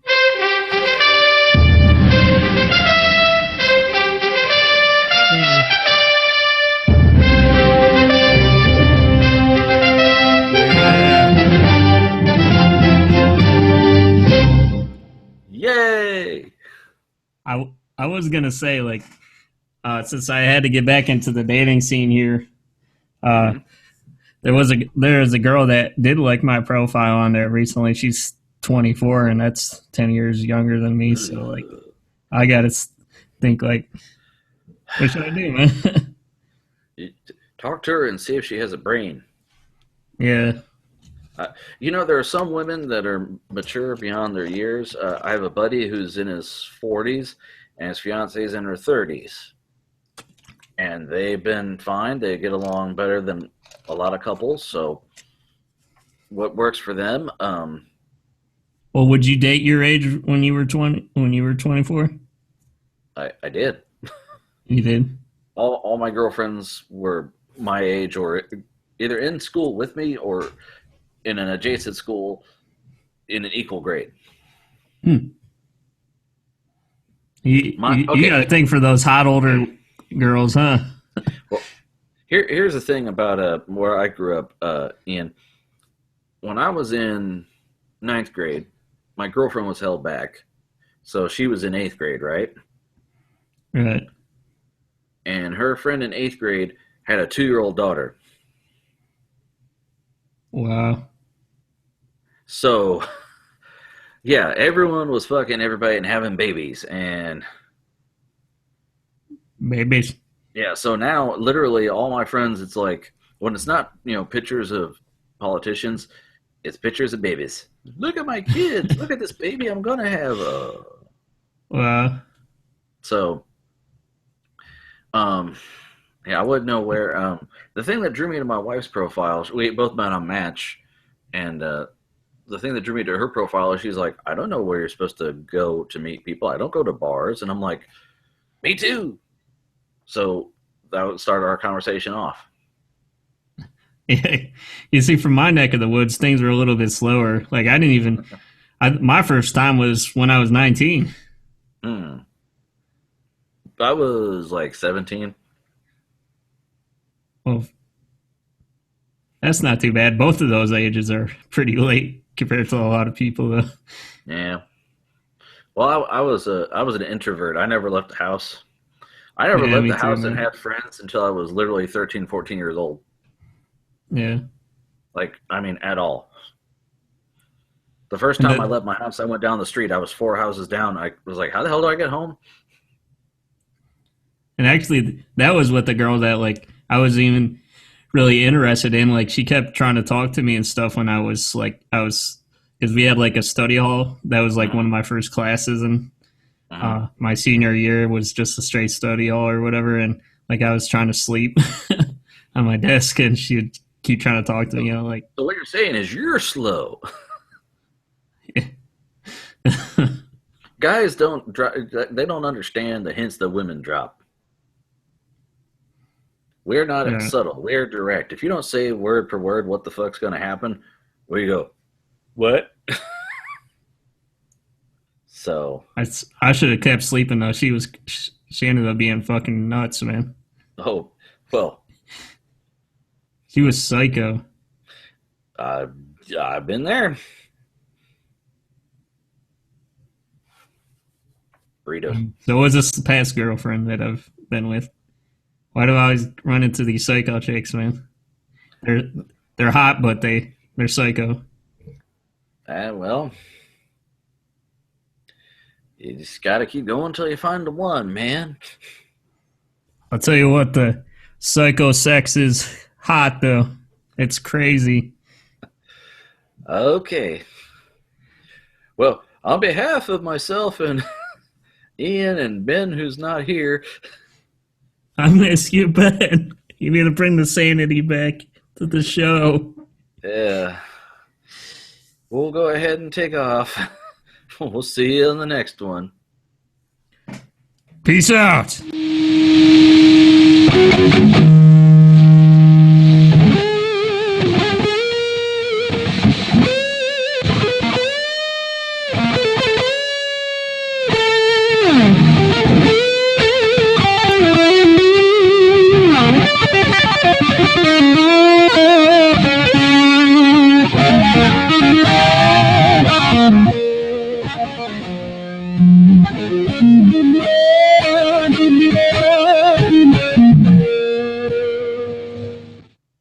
Shot of Soko. Oops. Bacardi, Cola.